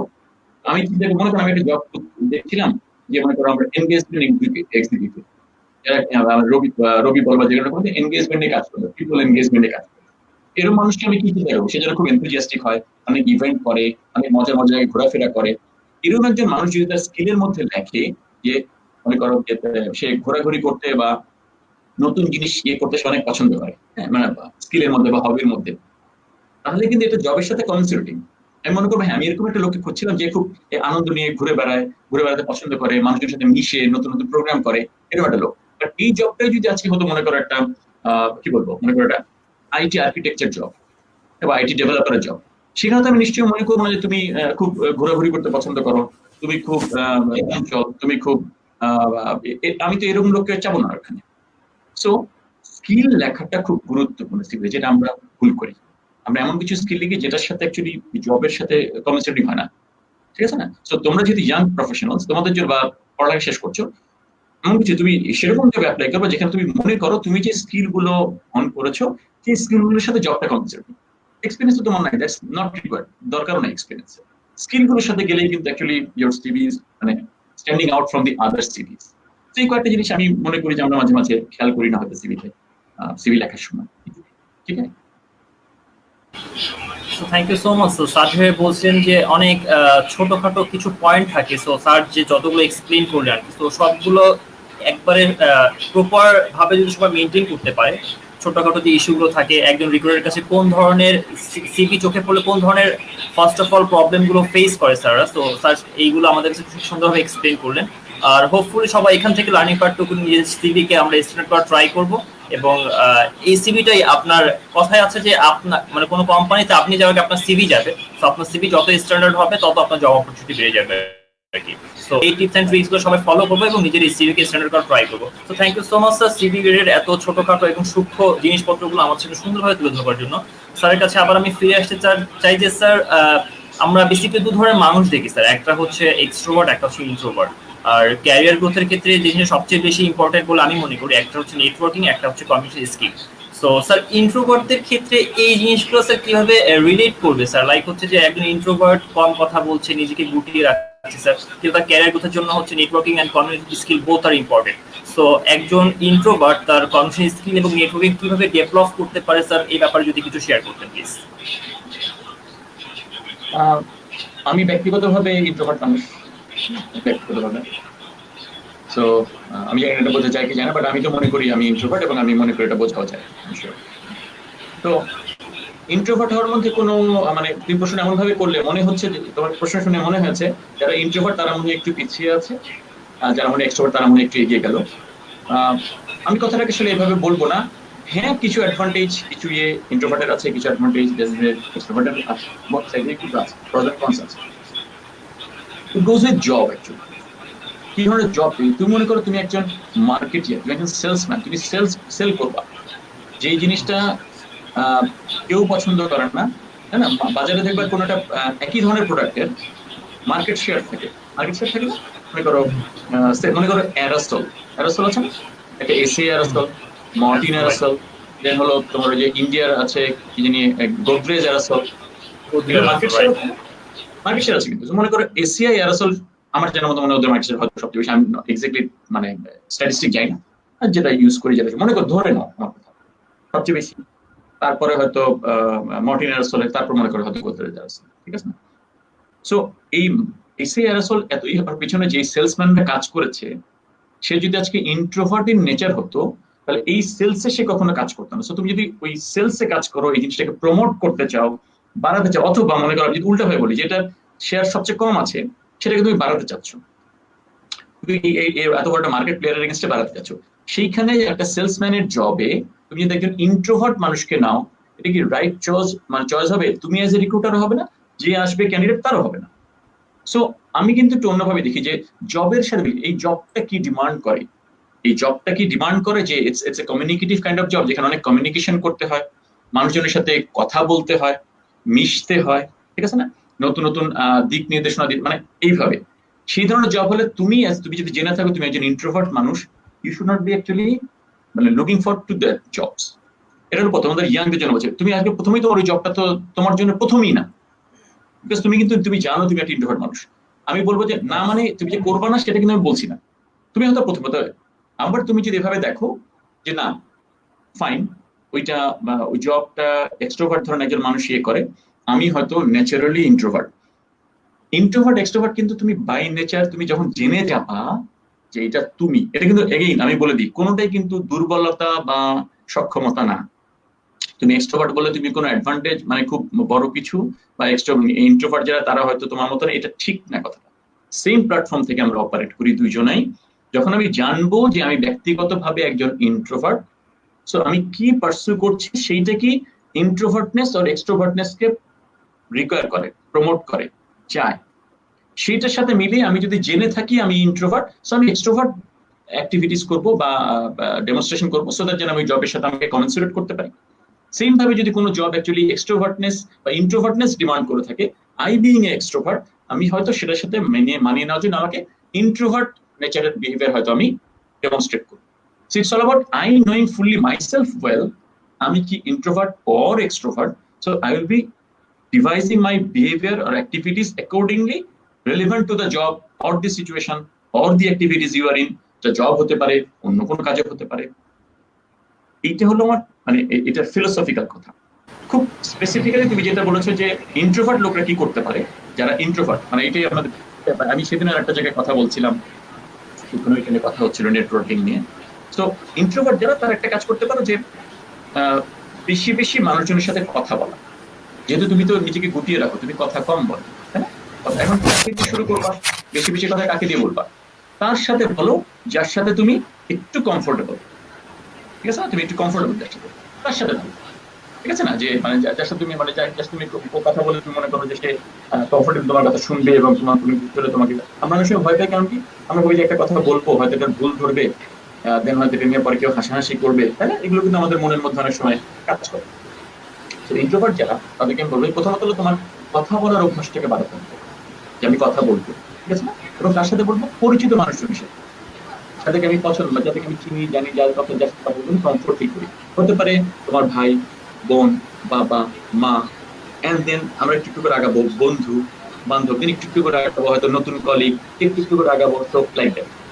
তো আমি চেষ্টা করবো আমার যারা কমিউনিকেশনটা, তার মানে কি আমি আমার পাবলিক স্পিকিংটাকে ইমপ্রুভ করার চেষ্টা করছি, মানুষজনের সাথে কথা বলার প্রবণতাটাকে আমি বাড়ানোর চেষ্টা করছি, মানুষজনের সাথে কথা বলে কমফোর্টেবল ফিল করতে পারছি। তো এবার তোমার ইন্ট্রোভার্টনেসটা অল্প অল্প করে আরো করতে পারো। এই সোশ্যাল মিডিয়ার যুগে ওই যে বিভিন্ন রকম লিঙ্কডইনে, ফেসবুকে, তারপর কি তোমাদের আরো আছে ইনস্টাগ্রাম, এইসব লোকজনের সাথে কিছু কিছু তুমি প্রথমত ইন্ট্রোভার্ট যারা সবচেয়ে মুখে কথা বলেই কথা বলে, তুমি লিখতে করো। তুমি আমাকে একটা নোট লিখলা, তুমি আমাকে ধরো চিনো জানো না, তুমি লিখলে অসুবিধা কি? আমি ধরো লিখলে যে আমি সবসময় লিখি, আমি আবার তোমাকে একটা লিখতাম, কিন্তু তুমি একটা ইনক্লুসিভ একটা জিনিস লিখলাম। তো এই যে ইন্টারাকশন গুলো বাড়ানো, ইন্টারাকশন গুলো বাড়ানোর মাধ্যমে যারা ইন্ট্রোভার্ট, ইন্ট্রোভার্ট নেচার থেকে তারা বেরিয়ে আসছে। কারণ এই না যে তুমি ইন্ট্রোভার্ট এক্সট্রোভার্ট হতে পারো, তুমি কিন্তু ইন্ট্রোভার্টের নেচারে ইন্ট্রোভার্ট হবে না, তোমার নেচার তুমি হচ্ছে না। তুমি জানবা এই প্রশ্নটা করেছিলেন আমাকে এই জন্যে, ইন্ট্রোভার্ট থেকে নিশ্চয়ই ধারণা এরকম হয়েছে যে তারা হয়তো অনেক জায়গায় সঠিক সঠিক কোনো এগিয়ে যেতে পারতাম বা বিভিন্ন জায়গায় বাধাগ্রস্ত হচ্ছে, এখান থেকে হয়তো আমি বলবো ওই জায়গাগুলোতে তুমি দিতে হবে, ওই জায়গাগুলোতেই কাজ করো। যে জিনিসটা আমাকে একটু বাধা দিচ্ছে, আমি যেটা করতে চাচ্ছি সেটা থেকে সেইটা করার জন্য অনেক কিছু কি করতে, সেটা যদি ইন্ট্রোভার্টনেস থেকে একটু বের হয়ে এক্সপার্ট হতে হয় আমরা করি, চেষ্টা করি। যারা ওয়েজ অফ ডুইং, বললাম কথা বলা, লেখা, কমিউনিকেশন বাড়ানো, ইন্ট্রোভার্টনেস এইটা তোমাকে কাজে দিকে তুমি এই সোশ্যাল মিডিয়ার দিকে যে বেরিয়ে যায়, এই যে আমরা কথা বলছি গল্প করছি, আমি একটা ইন্ট্রোভার্ট মানুষ হলে কত কথা বলেই যাচ্ছি, যে পক্ষ থেকে আমাকে তোমরা কথা প্রশ্ন করছো, আমাদের পারছো না আমি কথা বলি। তো দ্যাটস হাউ ইন্ট্রোভার্ট মানুষজন কথা বলে বলে, এবং এটা আসলে আমার প্রফেশনাল কাজে দিচ্ছিল। আমি কথা বলতে শিখেছি, কথা বলা হয়তো মানুষের আমার কাজ হলো মেন্টরিং করা, কোচিং করা, বোঝানো একটা জিনিস। তো আমি তো ইম্পর্টেন্ট দ্যাট। তো বিকজ আমি যখন আমি ইন্ট্রোভার্ট, তখন আমি এই জিনিসটা কাজ করছি, and thereby I interpret this particular topic, and then I talk into people. People might be thinking that I am an expert person, which I am not. That's how things. ঠিক আছে? So thank you so much sir, আপনার এই গুরুত্বপূর্ণ explanation গুলো আমরা apply করা try করবো আর কি। যেভাবে বলছিলেন যে এক্সট্রোভার্ট ইন্ট্রোভার্টের যে ফ্যাক্টটা লাইক হচ্ছে যে কোনোটাই যে খুব বেশি অ্যাডভান্টেজ পাবে এবং কোনোটা যে ডিসঅ্যাডভান্টেজ থাকবে এমন কিছুই না। সো ইটস টোটালি ডিপেন্ড করে যে কে কোন ক্যারেক্টার থেকে বিলং করছে। So that is the fact. And extrovert যে ইন্ট্রোভার্টের যে ওভারকামের যে ব্যাপারটা বলছিলেন স্যার, নট অনলি যে আমরা ফেস টু ফেস কথা বলে হচ্ছে ইন্ট্রোভার্টের ব্যাপারটাকে ওভারকাম করতে পারবো, আমরা অনলাইনটাকে ইউজ করতে পারি, আমরা ইন্টারনেটটাকে ইউজ করতে পারি, আমরা সোশ্যাল মিডিয়াতে কনভারসেশন গুলো কন্টিনিউ করে হচ্ছে আমরা ইন্ট্রোভার্টের যে প্রবলেমটা ফেস করি আমরা সেটা ওভারকাম করতে পারি। Thank you so much sir এত সুন্দর করে এক্সপ্লেন করার জন্য। সুপ্রিয় দর্শক সকলকে অসংখ্য ধন্যবাদ যারা কমেন্ট সেকশনে তাদের কমেন্টগুলো তুলে ধরছেন। ক্যারিয়ার রিলেটেড এবং স্কিল ডেভেলপমেন্টের যদি কোনো কোয়ারিজ থাকে, যদি কোনো জিজ্ঞাসা থাকে, তো স্যারের কাছে আপনারা কমেন্ট সেকশনের মধ্যে করতে পারেন এবং আপনার এই কোশ্চেনটা আমরা স্যারের কাছে পৌঁছে দিব আমাদের এই শো এর মাধ্যমে। So thank you so much till then, এতক্ষণ পর্যন্ত যারা আমাদের সাথে কানেক্টেড ছিলেন এবং কমেন্টের মাধ্যমে আমাদেরকে সাপোর্ট দিয়ে গেছেন। Thank you so much all of you. Rahat, ধন্যবাদ আবারও স্যারকে এত সুন্দর করে উপস্থাপন করার জন্য। তো স্যার, অনুষ্ঠানটির এই পর্যায়ে আমি আপনার কাছে জানতে চাইব, কোভিড-19 ভয়াবহতায় ওয়ার্ল্ড ইকোনমি এখানে অনেকটাই বিপর্যস্ত। আগামী দিনের বেসরকারি চাকরি বাজারের চিত্রটা কেমন হতে পারে? কারণ আমাদের মধ্যে এক ধরনের প্রবণতা কাজ করে এক শ্রেণীর তরুণদের মাঝে, যে গভর্নমেন্ট জবই করতে হবে এবং গভর্নমেন্ট জবগুলোতে সার্কুলারের বিপরীতে অ্যাপ্লিকেশন সংখ্যা দেখলেও কিন্তু সেই চিত্রটা সম্পর্কে কিছুটা হলেও ধারণা পাওয়া যায়। তো স্যার, বেসরকারি বাজার চাকরির বাজারের আগামী দিনের চিত্রটা কেমন হতে পারে? বেসরকারি বাজারের আগামী চিত্রটা কেমন হতে পারে? প্রথমত হলো যে ডেফিনেটলি নতুন নতুন দিক উন্মোচিত হচ্ছে। আমরা আসলে চাকরির বাজারটাকে, আমি কোভিডকে এখনো আনি নাই সাথে, কোভিডটা নিয়ে আমি কথা পরে বলবো। কোভিড পরবর্তী সিচুয়েশন বা নিউ নর্মালটা বিভিন্ন অনেক কথা বলছি। আমি কোভিড নিয়ে কিন্তু আমার কোনো আলোচনার কোনো জায়গাতে আমি কোভিড সংক্রান্ত করিনি এখন বলছি না, এটা হয়তো কিছু বলতে পারি। তো প্রথমত আমরা যদি জিনিসটা দেখি, আমাদের চিন্তাধারা খুব সীমিত। আমরা বলতে তোমরা এবং আমরা বলতে প্যারেন্টস। আমি যদি প্যারেন্টস বলতে চাইলাম, আমার যেহেতু ছেলেমেয়েরা ওরা বড় হয়ে গেছে, তো ধরো আমাদের বাবা মার একটা খুব ইচ্ছা বাংলাদেশে, যেটা আমি বলি যে আমার ছেলে হয়তো বাংলাদেশের ইঞ্জিনিয়ারিং এর সর্বোচ্চ বিদ্যাপীঠ রুয়েট ভালো, কুয়েট ভালো, সব ভালো, যেহেতু আমাদের সবচেয়ে পুরনো বা আমরা একটা র্যাঙ্কিং বা একটু বলিও ভালো, সবই আলহামদুলিল্লাহ। সেই রুয়েট থেকে হয়তো আমার ছেলে মেয়ে পাস করবে, এন্ড দেন হয়তো টপ কিছু, যে তোমরা এমএনসির কথা বললাম, এরকম কোনো একটা এমএনসি মেবি যারা টপ বাংলাদেশে একদম এমপ্লয়ার ব্র্যান্ডিং যারা, এরকম কোনো একটা কোম্পানিতে ম্যানেজমেন্ট ট্রেনিং হিসেবে ঢুকবে, চাকরি করবে। তো বাবা মার চিন্তা এক্সপেকটেশন খুব সিম্পল। অথবা বাংলাদেশের সবচেয়ে নাম করা বিজনেস স্কুলের নাম কি? আইবিএ। সবাই নাম করা, আমরা র্যাঙ্কিং র্যাঙ্কিং আমরা হার্ভার্ডকে বলি যে বিশ্বের 1 নম্বর হয়তো, বা সবাই ওই তো নিচের দিকে আজকে দেখে খারাপ এরকম কিছু দেয়। আমার এক্সপেকটেশন কি থাকতে পারে, তোমার এক্সপেকটেশন কি থাকতে পারে? তোমার ছোট বোন বা ভাই সে আইবিএ থেকে পাশ করে টপ কোন একটা এমএনসি থেকে ম্যানেজমেন্ট ট্রেনিং জব করবে। The best thing to happen to an individual in Bangladesh. এটাই আমাদের এক্সপেকটেশন। বাবা মা কিন্তু ওটা থেকে খুব বেশি আর বেরোতে পারে না। সো ফলে হয় যে আমরা খুব ছোট একটা পরিসরে, ছোট একটা চাওয়ার মধ্যে দিয়ে অ্যাকচুয়ালি আমাদের বড় হওয়া হয়, আমাদের এর বেশি আর দেখা হয় না। আমি নিজে যখন বড় হয়েছি তখন কিন্তু আমি আসলে with your respect to my parents, আমি কিন্তু হার্ভার্ড এবং স্ট্যানফোর্ড ইউনিভার্সিটির নামই শুনি নাই ঠিক মতো। মেবি হয়তো আজ থেকে 30 বছর আগের কথা বলছি বা 35 বছর আগের কথা বলছি, হার্ভার্ড যেটাই বলছি 30-35 বছর আগে, তখন আমি নাম শুনিনি। আদারওয়াইজ আমি হয়তো অ্যাটলিস্ট ট্রাই তো করে দেখতে পারতাম, কি হতো না হতো আমি জানি না, বা ট্রাই তো করতে পারতাম যে আচ্ছা ঠিক আছে, let's try for that university. যেটা আমার মেয়ে করেছে, আমার 2 মেয়েরা তো ঠিকই করেছে, ওরা তো ঠিকই র্যাঙ্ক ইউনিভার্সিটিতে আজকে বাইরে গিয়ে ঠিকই পড়ছে। ঠিক আছে, আমি হয়তো ওদেরকে বলেছি বা ওরাও খুঁজেছে, আমিও জেনেছি, আমি জানিয়েছি, ঠিক আছে না? সো আমার কথাটা মানে এই পুরো জিনিসটার এটা হলো যে বাজার, যেটা তোমরা বলতে চাচ্ছিলে যে চাকরির বাজার কেমন হবে। চাকরির বাজার অ্যাকচুয়ালি যেভাবে দেখো যে অনেক কিছু আছে যেটা তুমি করতে পারো, শিখতে পারো। যে আমি ওই জন্য বললাম যে আমাদের শুধু ধারণা ওই এখান থেকে পাশ করে বিবিএ পাশ করে এমবিএ পাশ করে একটা চাকরি করতে হবে, অর ইঞ্জিনিয়ার ডাক্তার হতে পারেন। এর বাইরে খুব ব্যাপারটা আই ডোন্ট নো, লয়ার একটু হয়তো প্রফেশন, এগুলো গুড প্রফেশন, অনেকে চায় লয়ার হতে, বর্তমানে barrister it's very good profession, সবসময় ছিল, এখনো পার্সু করে আমি দেখেছি। তো এই তো কয়েকটা, আমি তো আর দেখি না। দেন আমরা কয়জন চিন্তা করি যে আমি ধরো সোশ্যাল সায়েন্টিস্ট হবো, কয়জন আমি চিন্তা করি যে আমি ডেটা সায়েন্টিস্ট হবো, কয়জন আমরা চিন্তা করি যে আমরা মডার্ন যে সোশ্যাল ইভেন্ট অ্যাক্টিভিস্ট হবো। Why not, there are people. কেন আমরা চিন্তা করি যে আমরা রেসিজম নিয়ে যারা কথা বলে সে ধরনের একজন প্রবক্তা হবো, যে এটা নিয়ে প্রমোট করি। পৃথিবীতে দিস আর অলসো প্রফেশনস। মানুষ কিন্তু এগুলোর উপরেও নানাভাবে জীবনে বড় হচ্ছে, কাজ করছে এবং অনেক কিছু করে তোমার হচ্ছে অনেক বেটার কিছু আলহামদুলিল্লাহ করছে সারা পৃথিবীতে, শুধু আমাদের জন্য না, পুরো পৃথিবীর জন্য হতে করছে। তো আমাদের হয়ে গেছে যে চিন্তাধারাটা একটু সীমাবদ্ধ হয়ে গেছে, এটা আমার কাছে প্রথমত। আমি মনে করি না যে জবের কোনো মানে ঘাটতি আছে। আমি জবকে এভাবে দেখি, আমি অনেক সময় বলেছি যে শক্তির যেমন পরিবর্তন হয়, শক্তির মানে রূপ, মানে আজকে শক্তির রূপান্তরিত হয়। কাজ ক্ষমতা শক্তি পড়েছিলাম আমরা ছোটবেলায় ফিজিক্সে। সো শক্তি কিন্তু রূপান্তরিত, শক্তির কিন্তু বিনাশ নেই কোনো। সেম ভাবে আমি মনে করি ব্যক্তিগতভাবে তোমার যে ক্যান্ডিডেট বা তুমি একজন মানুষ, তোমার স্কিল বা তোমার, আমরা যদি জবের কথা বলি, জবের অ্যাকচুয়ালি বিনাশ হয় না, জব পরিবর্তিত হয়। আজকে তুমি এই প্রফেশনাল, কালকে with earning or learning new skills you become a different profession. তো তোমার কাজের মানে শক্তি পরিবর্তিত হয়, সেভাবে তোমার জবও পরিবর্তিত। জব কখনো এটা হতে পারে না যারা বলে যে ভাই জব নাই, আমি এটা ঠিক মনে করি না। হতে পারে এখন তুমি বলতে পারো স্যার ঠিক মনে করেন না, জব নাই, আসলে তো স্যার নাই, কিছু মনে করো না আমার কথা।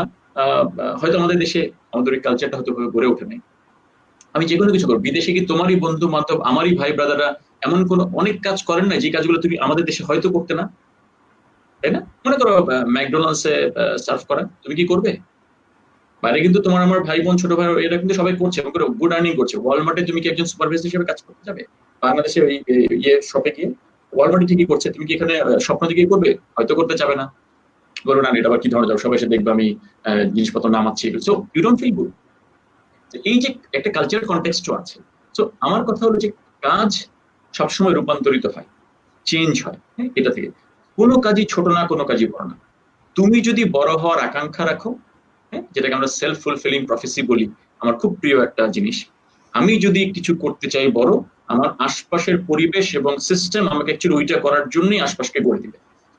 সো চাকরির বাজার নিয়ে যদি কথা বলি, চাকরি বাজারে আমি কোনো অভাব দেখি না, আমি মনে করি না। ইটস অল অ্যাবাউট ইউ, তুমি কি ওই স্কিল সেটের সাথে নিজেকে পরিবর্তিত করে নিচ্ছ কিনা যে চাকরিগুলো আসছে। আমি যদি আরো একটা ছোট উদাহরণ তাড়াতাড়ি দেওয়ার চেষ্টা করি, কোডাক ক্যামেরার কথা তোমরা শুনেছিল, কোডাক কোম্পানির কথা আমি জানি না তোমরা শুনেছো বা শোনো, হয়তো শুনে থাকো, ভালো। তো একসময় ছিল কিন্তু আমাদের কোডাক একটা ক্যামেরা থাকা এটা একটা স্ট্যাটাসের বিষয়, ওই যে আমরা ক্লিক করে ছবি তুলতাম, তাই না, যে শাটার হতো, ফিল্ম ছিল, একসময় ছিল। দেন আর কোডাক ক্যামেরা থেকে ওটা ওই যে ডিজিটাল ক্যামেরা হলো এক সময়। আজকে তো ওই কোডাক কোম্পানিটাই তো উপস্থিত, ঠিক আছে না? কোনো প্রোডাক্টের কারো কাছে কোনো প্রোডাক্ট আছে, হিস্টোরিক্যাল প্রোডাক্ট মনে নাই কারো কাছে, সবাই আমরা এখন মোবাইল ফোনের ক্যামেরাতে চলে গিয়েছি। ক্যামেরার যেটা এক্সপার্টিস ছিল ওটা মোবাইল ফোনে চলে এসেছে। ঘটনাটা কি হয়েছে, কোডাকে যারা প্রায় ধরো সারা পৃথিবীতে অ্যারাউন্ড 60 থেকে 70,000 এমপ্লয়ি ছিল, if I am not wrong, সেই কোডাক কোম্পানির জন্য বসে তাহলে 60-70,000 লোকের কি হয়েছে? এতে জব, এটা কি সবাই জবলেস হয়ে গেছে? সবাইকে আজকে জব নাই দেখে দুঃখ পেয়ে আত্মহত্যা করেছে? No, not a single incident of that. কারণ কি? কারণ জবটা রূপান্তরিত হয়ে গেছে, ওই ক্যামেরা থেকে আজকে একটা মোবাইল ক্যামেরা হয়ে গেছে। তোমরা যদি জেনে থাকো মোবাইল ফোনের ক্যামেরা তৈরি করে এরকম পৃথিবীতে কতগুলো অর্গানাইজেশন আছে বলে তোমার মনে হয়, বা কোম্পানি আছে বলে মনে হয়? ছোট বড় হতে পারে, কোনো নলেজ নাই তোমাদের, মানে কোনো ধারণা নাই, বিকজ তোমাকে আমি এখন তো লাইভে আছো বলতে পারছি না। সো 400, 500, 1000, 5000, 2টা, 10টা, 60,000 কোম্পানি আছে, 60,000 প্লাস যারা মোবাইল ফোনের ক্যামেরা তৈরি করে। এক্সেসরিজ বলেন এগুলোকে, ক্যামেরা তৈরি করে, কারণ যার ক্যামেরা তো স্যামসাং তার ক্যামেরা তৈরি করে, এটা আরেকটা কোম্পানি করে, তাই না? 60,000। সো ওই 60-70,000 লোক অফ কোডাক যদি প্রতিটা কোম্পানিতে একটা করে জবও পেয়ে থাকে, সবার জবের অন্যসংস্থান হয়ে গিয়েছে না? কেউ কি বেকার আছে? নেই কিন্তু।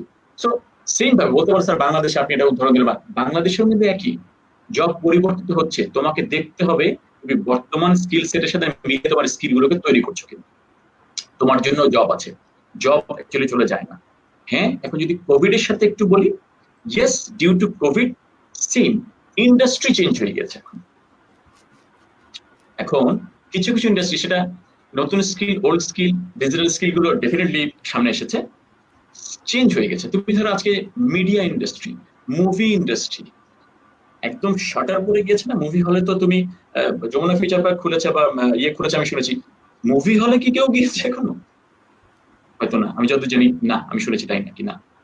সো সেম ভাবে তুমি যেটা আজকে বলো যে অনলাইন এডুকেশন, আগেও ছিল, আগে আমরা মনে করতাম অনলাইন এডুকেশন নিলে এই সার্টিফিকেটের মনে হয়তো মূল্য নেই।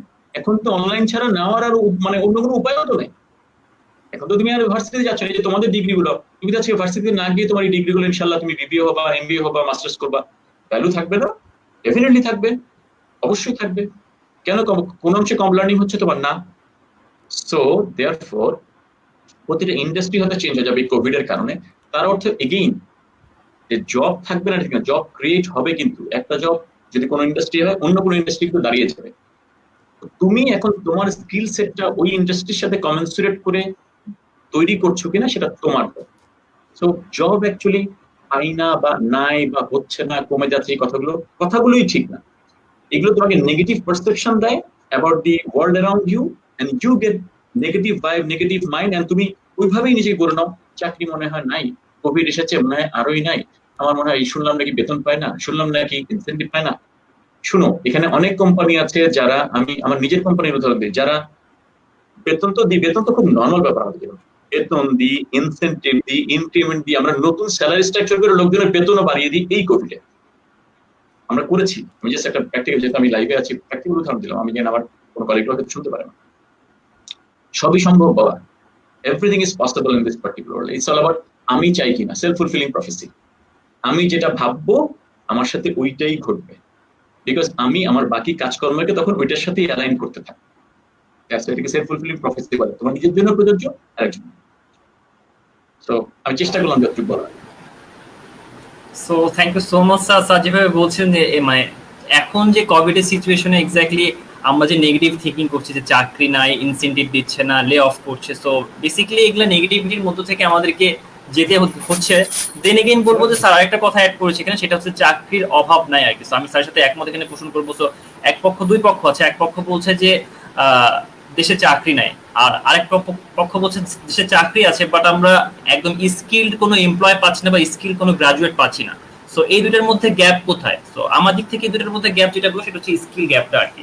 সো স্কিল গ্যাপ যদি কোনো স্টুডেন্ট অথবা কোনো যদি স্টুডেন্টরা যদি প্রপার ভাবে ডেভেলপ করে এবং স্কিল ডেভেলপমেন্টের প্রতি একদম ফুললি ফোকাস থাকে, সো দ্যাট এই জিনিসগুলো আমাদের সামনে উঠে আসবে না। So thank you so much এত সুন্দর করে আমাদের কাছে এত প্রিসাইসলি এক্সপ্লেনেশনগুলো এবং এক্সাম্পলগুলো তুলে ধরবার জন্য। স্যারের কাছে চলে আসি। স্যার, মোস্ট অফ কেসেসে ইন্টারভিউতে একটা কোশ্চেন করা হয়, লাইক হচ্ছে যে নেক্সট 5 ইয়ার্সে তুমি নিজেকে কোথায় দেখতে চাও বা আপনি নিজেকে কোথায় দেখতে চান। স্যার আপনার কাছে কোশ্চেন থাকবে অ্যাজ এ সিএইচআরও স্যার, 25 বছরের ডাইভার্সিফাইড কর্পোরেট এক্সপিরিয়েন্স আছে স্যার। তো আমি যদি আপনাকে ছোট্ট করে জিজ্ঞেস করতে চাই 5 বছর পরে স্যার আপনি কোথায় নিজেকে দেখতে চান, এবং আরেকটু ছোট্ট করে একটা কোশ্চেন অ্যাড করতে চাই এখানে স্যার, সেটা হচ্ছে স্যার ক্যারিয়ার ম্যাপিং একজন স্টুডেন্ট ইউনিভার্সিটির ফার্স্ট লাইফ থেকে, ইউনিভার্সিটি ফার্স্ট ইয়ার থেকে একদম শেষ পর্যন্ত, লাস্ট ইয়ার অথবা ফাইনাল পর্যন্ত ক্যারিয়ার ম্যাপিংটা স্যার কিভাবে করবে, একটু সংক্ষেপে যদি শেয়ার করতেন প্লিজ। আমি হাসছি এই জন্য যে এই প্রশ্নটা বেশ কিছুদিন আগে আমাদের একটা প্রোগ্রামে আমাকে কর্পোরেটে করা হয়েছিল, আমাদের কলিগরা করেছিল আমাদের 5 বছর পর। আমার জন্য একটু অনেক সোজা, তো আমার সাথে মিলবে না বা একই ধারণা হবে না। যেমন আমি বলেছিলাম, এখনো বলছি কেউ করি, আমি 5 বছর পর নিজেকে দেখি যে দূর কোনো দেশে, জনকোলাহল থেকে অনেক দূরে, আমার ছেলের পাশে আমার বাড়ি, সেখানে একটি মাথায় বসে আমি একটি মাছ। তো এটা আমার 5 বছর পর আমি নিজেকে ওখানে দেখি। আমি শিওর তুমি হয়তো হবে, দেখো না, আমি 5 বছর পর আমরা কে কাকে কোথায় দেখি, তো তোমাদের যেহেতু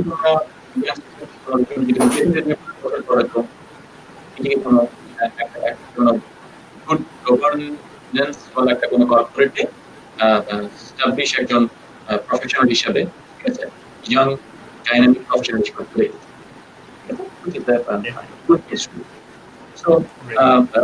এই প্রশ্নটা করা হয়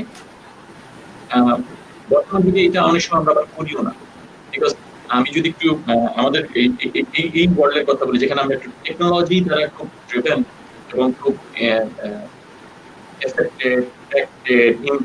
যেভাবে করে বলি পজিটিভলি নেগেটিভলি, যেখানে দৈনন্দিন আমরা খুব ডাইনামিক একটা এনভায়রনমেন্টের মধ্যে দিয়ে যাই, যে কালকে যে ডিসিশন আমি দিয়েছি গতকালকে এখানে, সেইটা আজকে ইনভ্যালিড হয়ে যায় due to the technological development.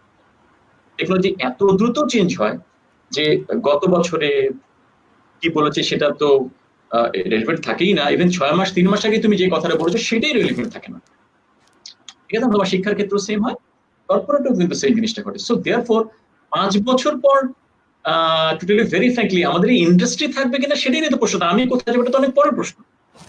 তো তোমরা যদি আমাকে এই প্রশ্নটা, এখন আমি জানি না কতটুকু সঠিক এটা কি উত্তর আমি দিব, আমি রিয়েলি ডোন্ট নো, বাট আমি যদি বলি এভাবে যে অ্যাকচুয়ালি এই প্রশ্নটা এখন এই বর্তমান এই কন্টিনিউয়াস ইভলভমেন্টের যুগে, যেখানে ইভলভ হচ্ছে, যেখানে আমরা যে ফার্স্ট ইন্ডাস্ট্রিয়াল রিভলিউশন থেকে আজকে ফোর্থ ইন্ডাস্ট্রিয়াল রিভলিউশনের কথা বলছি, এত মানে প্রথম রিভলিউশনের মধ্যে কত সময় নিয়েছে, এই রিভলিউশনটা কত কুইক হচ্ছে, ডিজিটাল রিভলিউশন কুইক হচ্ছে না। সো থিংস আর মানে গেটিং চেঞ্জ সো কুইক যে তুমি একটা অ্যাডাপ্ট করার শেষ না করতেই আর একটা অ্যাডাপশনের সময় চলে আসছে। 2G শেষ করে 3G আসতে যত সময় লেগেছে তার চেয়ে অনেক কম সময় লেগেছে 4G, তার চেয়ে অনেক কম সময় লাগবে 5G। একটার পর একটা জিনিস মানে অবসলিউট হতে থাকছে, ঠিক আছে না? সো লাইক দ্যাট 5 বছর পর আসলে নিজেকে কোথায় দেখবো, গুড টু থিঙ্ক, গুড, ভালো চিন্তা করে রাখো, ভালো। বাট আমি বলবো যে আমরা বর্তমান নিয়ে বেশি চিন্তা করি, ভবিষ্যৎ নিয়েও ডেফিনেটলি চিন্তা করবো। কারণ আমি জিনিসটাকে এভাবে দেখি, যার বর্তমানের ভিত শক্ত না তার ভবিষ্যতের ভিত কখনো দাঁড়াবে না। কারণ তুমি তোমার বর্তমান যদি শক্ত না হয়, যেটার উপর বেস করে পাড়া দিয়ে তুমি হয়তো পরবর্তী সিঁড়িগুলো চড়বে, এই সিঁড়িটাই যদি আজকে নড়বড়ে হয়, তুমি তো আসলে নেক্সট সিঁড়িতে পায়ে দিতে পারো। আমি রাদার অন্যভাবে বলবো কথাটাকে, যে আমরা বর্তমানকে শক্ত করি। আমি যেখানে আছি, আজকে যে সময়ের মধ্যে দিয়ে যাচ্ছি, এখানে যা হচ্ছে আমার সাথে, সেইটার যত অ্যাডভান্টেজ আছে, অপরচুনিটিস আছে, সেগুলো আমি গ্র্যাব করি। আজকে যে কোভিড যাচ্ছে, যেটা আমাকে ঘরে বসিয়ে দিয়েছে, এইখানে থেকে এটার অপরচুনিটি গুলোকে আমি গ্র্যাব করি। ঠিক আছে না? কি গ্র্যাব করতে পারি? এই যে আমি ভার্সিটি যেতে পারছি না, সময় করছে আমার যাওয়ার, কমিটিং টাইমটা কমে গেছে, বন্ধু বান্ধবের সাথে আড্ডার সময়টা কমে গেছে, এই সময়গুলোকে আমি, আমার তো আর কিছু করার নেই, আড্ডা তো দিতে পারবো না, যেতে তো পারছি না ভার্সিটি, ওই সময়গুলোকে আমি ইউটিলাইজ করি। ইউটিলাইজ যে নট নেসেসারি পড়ালেখা করেই করতে হবে, আমি মুভি দেখে করতে পারি, ফ্যামিলির সাথে গল্প করে করতে পারি, যে সময়গুলো আমি বাবা মাকে দিইনি, বাবা মার সেবা করে করতে পারি, আমার কোনো আপত্তি নেই, আমি সবগুলোর জন্যই আছি। বাট এই সময়গুলোকে আমি ডিফারেন্টলি ইউজ করি, ইউটিলাইজ করি। সো কোভিড আমাকে কিন্তু অনেক অপরচুনিটি দিয়েছে। তোমরাই বলো, তোমরা সকালে বের হয়ে যেতে মা কেমন আছে এটা তো জিজ্ঞেস করা হয় না, সকালবেলা যখন ফিরেছো মা হয়তো ঘুমিয়ে গেছে, বা যখন পড়ছিলে সে চাট করে মুখ হাত ধুয়ে পড়তে বসে গেছো, মাকে জিজ্ঞাসা করা হয় না, মা তুমি সারাদিন এত কষ্ট করে রান্না করলে, তোমার শরীর ভালো আছে, করেছো? জিজ্ঞেস করনি। এখন তো বসেই আছো, মার সাথে তো বসে রান্না করে তাকে হেল্প করতে পারো, কোনো অসুবিধা তো নেই, করতে অসুবিধা আছে? তো কোভিড তোমাকে কিন্তু ওই অপরচুনিটিটা এনে দিয়েছে, তোমার মায়ের প্রতি তোমার ভালোবাসা, ফ্যামিলির প্রতি কোয়ালিটি টাইম যেটা বলি সেটা দেওয়ার জন্য দেয়নি? কোভিড তোমাকে সময় দিয়েছে কিন্তু। সো দেয়ারফর 5 বছর পরে আবারও বলতে চাই, কি করব? Good to think. যদি থিঙ্ক করতে পারো খুবই ভালো, you might be a superman. But আমি বলবো বর্তমানকে সিকিউর করি। আমরা যেই সময়ের মধ্যে দিয়ে যাচ্ছি, সেই সময়গুলোতে আমরা যেন বেস্ট সময় কাটাই আমার লাইফে, বেস্ট জিনিসগুলো যেন আমার সাথে ঘটে, শুধু অপরচুনিটি গুলো যেন আমি অ্যাভেল করতে পারি, চ্যালেঞ্জেস গুলোকে যেন আমি মোকাবেলা করতে পারি, সেভাবে যেন আমি আমাকে প্রিপেয়ার করতে পারি। তাহলে ইনশাল্লাহ 5 বছর পরে আমি নিজেকে যেখানে দেখতে চাই, সেটা হয়তো আমি এখন যেভাবে দেখছি হয়তো সেভাবে হবে না, বাট যেভাবেই হবে সেটা রাইট হবে, ঠিক হবে আমার জন্য। সো আমি এই উত্তর দিতে চাই এভাবে করে। তো ইন্টারভিউতে যদি কেউ প্রশ্ন করে তোমাদেরকে এখনো, আমি যদি কোনোদিন করে বসি 5 বছর পরে কোথাও দেখবে, তাহলে আমাকে রেফারও করতে পারো, স্যার আপনি তো বলেছিলেন বর্তমানের উপর মনোযোগ দিতে। এই মুহূর্তে স্যার আমি 5 বছর পরের কথা আসলে চিন্তা করছি। To me is the good answer and is the right answer in this modern era of technological reform. আমি মনে করি সব। জি, thank you so much sir, আপনার মূল্যবান এক্সপিরিয়েন্স আমাদের সাথে শেয়ার করবার জন্য। স্যার বেশ কিছু কমেন্টস পড়ে গেছে, স্যার আমরা একটু কমেন্ট সেকশন থেকে ঘুরে আসি। অনন্যা মিত্রা বলছেন thanks sir and career club. Thank you so much Ananya. Helal Khan বলছেন নতুন অভিজ্ঞতা, ভালো লাগছে। জাফরিন শেখ বলছেন thank you so much, valuable information sir. Salehin Nahadi বলছেন he is one of the best person I have ever met, he was my faculty in my university life. So thank you so much Nahadi. Tasneem Ahmed bolchen thank you Career Club for this live program. Ashik Lavimo diyechen, Ruhul Amin likhechen excellent, Himu likhechen nice to see all of you.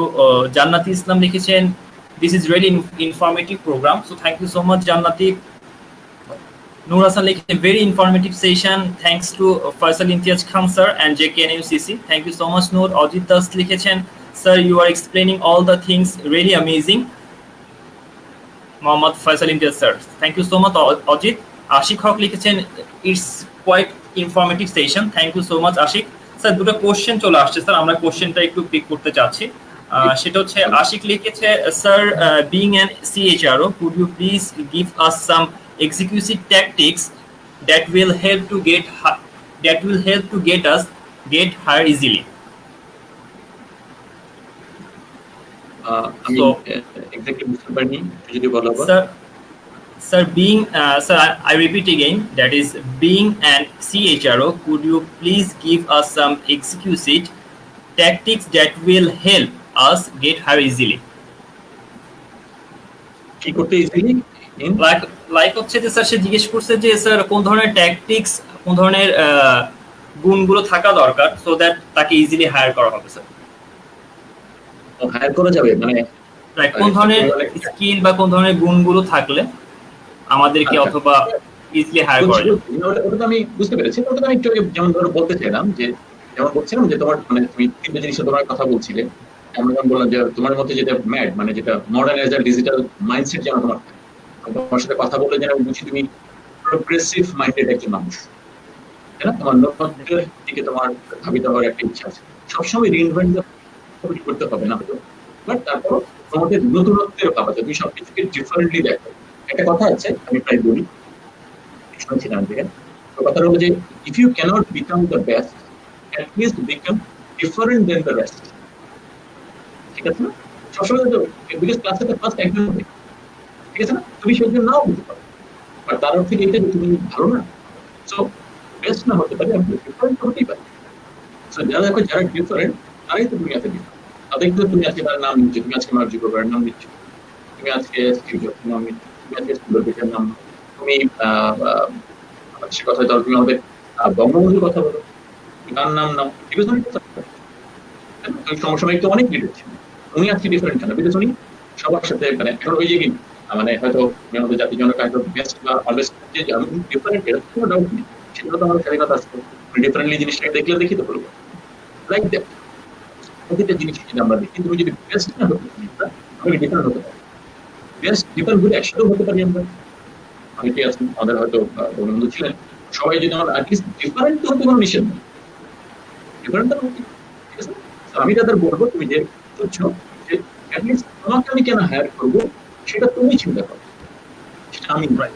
So আমার first tips হলো যে you become different than the others, that's why I will be hiring you, that you decide যে I am different than, because আমি তোমাকে বলবো কেন আমি তোমাকে নিব, আমি রাহাত এবং হায়দারকে না নিয়ে কেন আমি ফাইসালকে নিব, রিজন বাই বিকজ আমি ঠিক। এই জন্য দেখো কার্বন লেটার মাঝে মাঝে খুব ইম্পর্টেন্ট ভূমিকা পালন করে। খাবার কিন্তু সিভি না, সিভিতে যারা কার্বন লেটার থাকে না, খাবার আমাদের দেখুন তুমি যখন আমার কোম্পানির সঙ্গে স্টাডি করবা, জানবা এবং মজার কোনো তথ্য আমাকে ওই খাবার লেটার মধ্যে সংরক্ষণ করা করবা, আমি কিন্তু সিভিতে দেখার কোনো কারণ নেই কেন নির্বাচিত সিভিতে আসে, তখন কিন্তু আমি খুব চমৎকার করে বুঝিয়ে দিতে চাই কোন জিনিসটা আমার খুব ভালো লাগে, আমি মনে করি এটার সাথে আমার এই স্কিলগুলো বা আমার এই অ্যাসপিরেশনগুলো কমিয়ে আমাকে তুমি ডিফারেন্টলি কিন্তু অ্যাট্রাক্ট করে, আমি স্ক্রিপ্ট করে জানতাম জিনিসগুলো দেখে অনেক সময় আমার কারণ এটা কাজে দেয়। তো আমার কথা হচ্ছে তুমি নিজেকে ডিফারেন্ট উপস্থাপন করো, মডার্ন মাইন্ডসেট দিয়ে যেটা আমি একটু বলেছিলাম, একটা বলছিলাম তোমার যেটা লার্নিং এজিবিলিটি হাইটে শেখার জানার আগ্রহ হয়, এটা তোমাকে কাজে দিবে। বিকজ তুমি ইন্টারভিউর সময় দেখা যাবে তুমি কোম্পানির সঙ্গে অনেক ভালো জ্ঞান অর্জন করেছো, জেনেছো, ওদের অ্যাক্টিভিটির সম্বন্ধে বলছো। তো তুমি যখন আমার কোম্পানিতে শুরু করার আগে বা ট্রান্সফার আগেই যখন আমার তোমার সঙ্গে চমৎকার অ্যাক্টিভিটিসগুলো বলতে পারবা, জানাতে পারবে, এটা কিন্তু আমাকে ইমপ্রেসিভ করবে। তবে she or he has a very good knowledge about Ruby. তার মানে আমি কি বুঝবো, আমি বুঝতে তুমি আমার কোম্পানিতে তোমার ইন্টারেস্ট আছে, আমার অ্যাক্টিভিটিস ভালো লাগে, আমার প্রোগ্রাম তোমার ভালো লাগে, আমার পিপল তোমার ভালো লাগে, আমার ব্র্যান্ড তোমার ভালো লাগে, আমি যেটা করবো না আমি জাস্ট সিম্পল টিপ দিয়ে যাচ্ছি, মানে ওই সময় আমি তো মনে করে যাচ্ছি ছেলে যে জিএসটি অনেক ইজি রিপ্লেস থাকে আমার রবি সঙ্গে ও কিন্তু এখানে যেটা অন্য কিছু মনে করি this boy or girl has a good easy replace for our mic. Right, sir.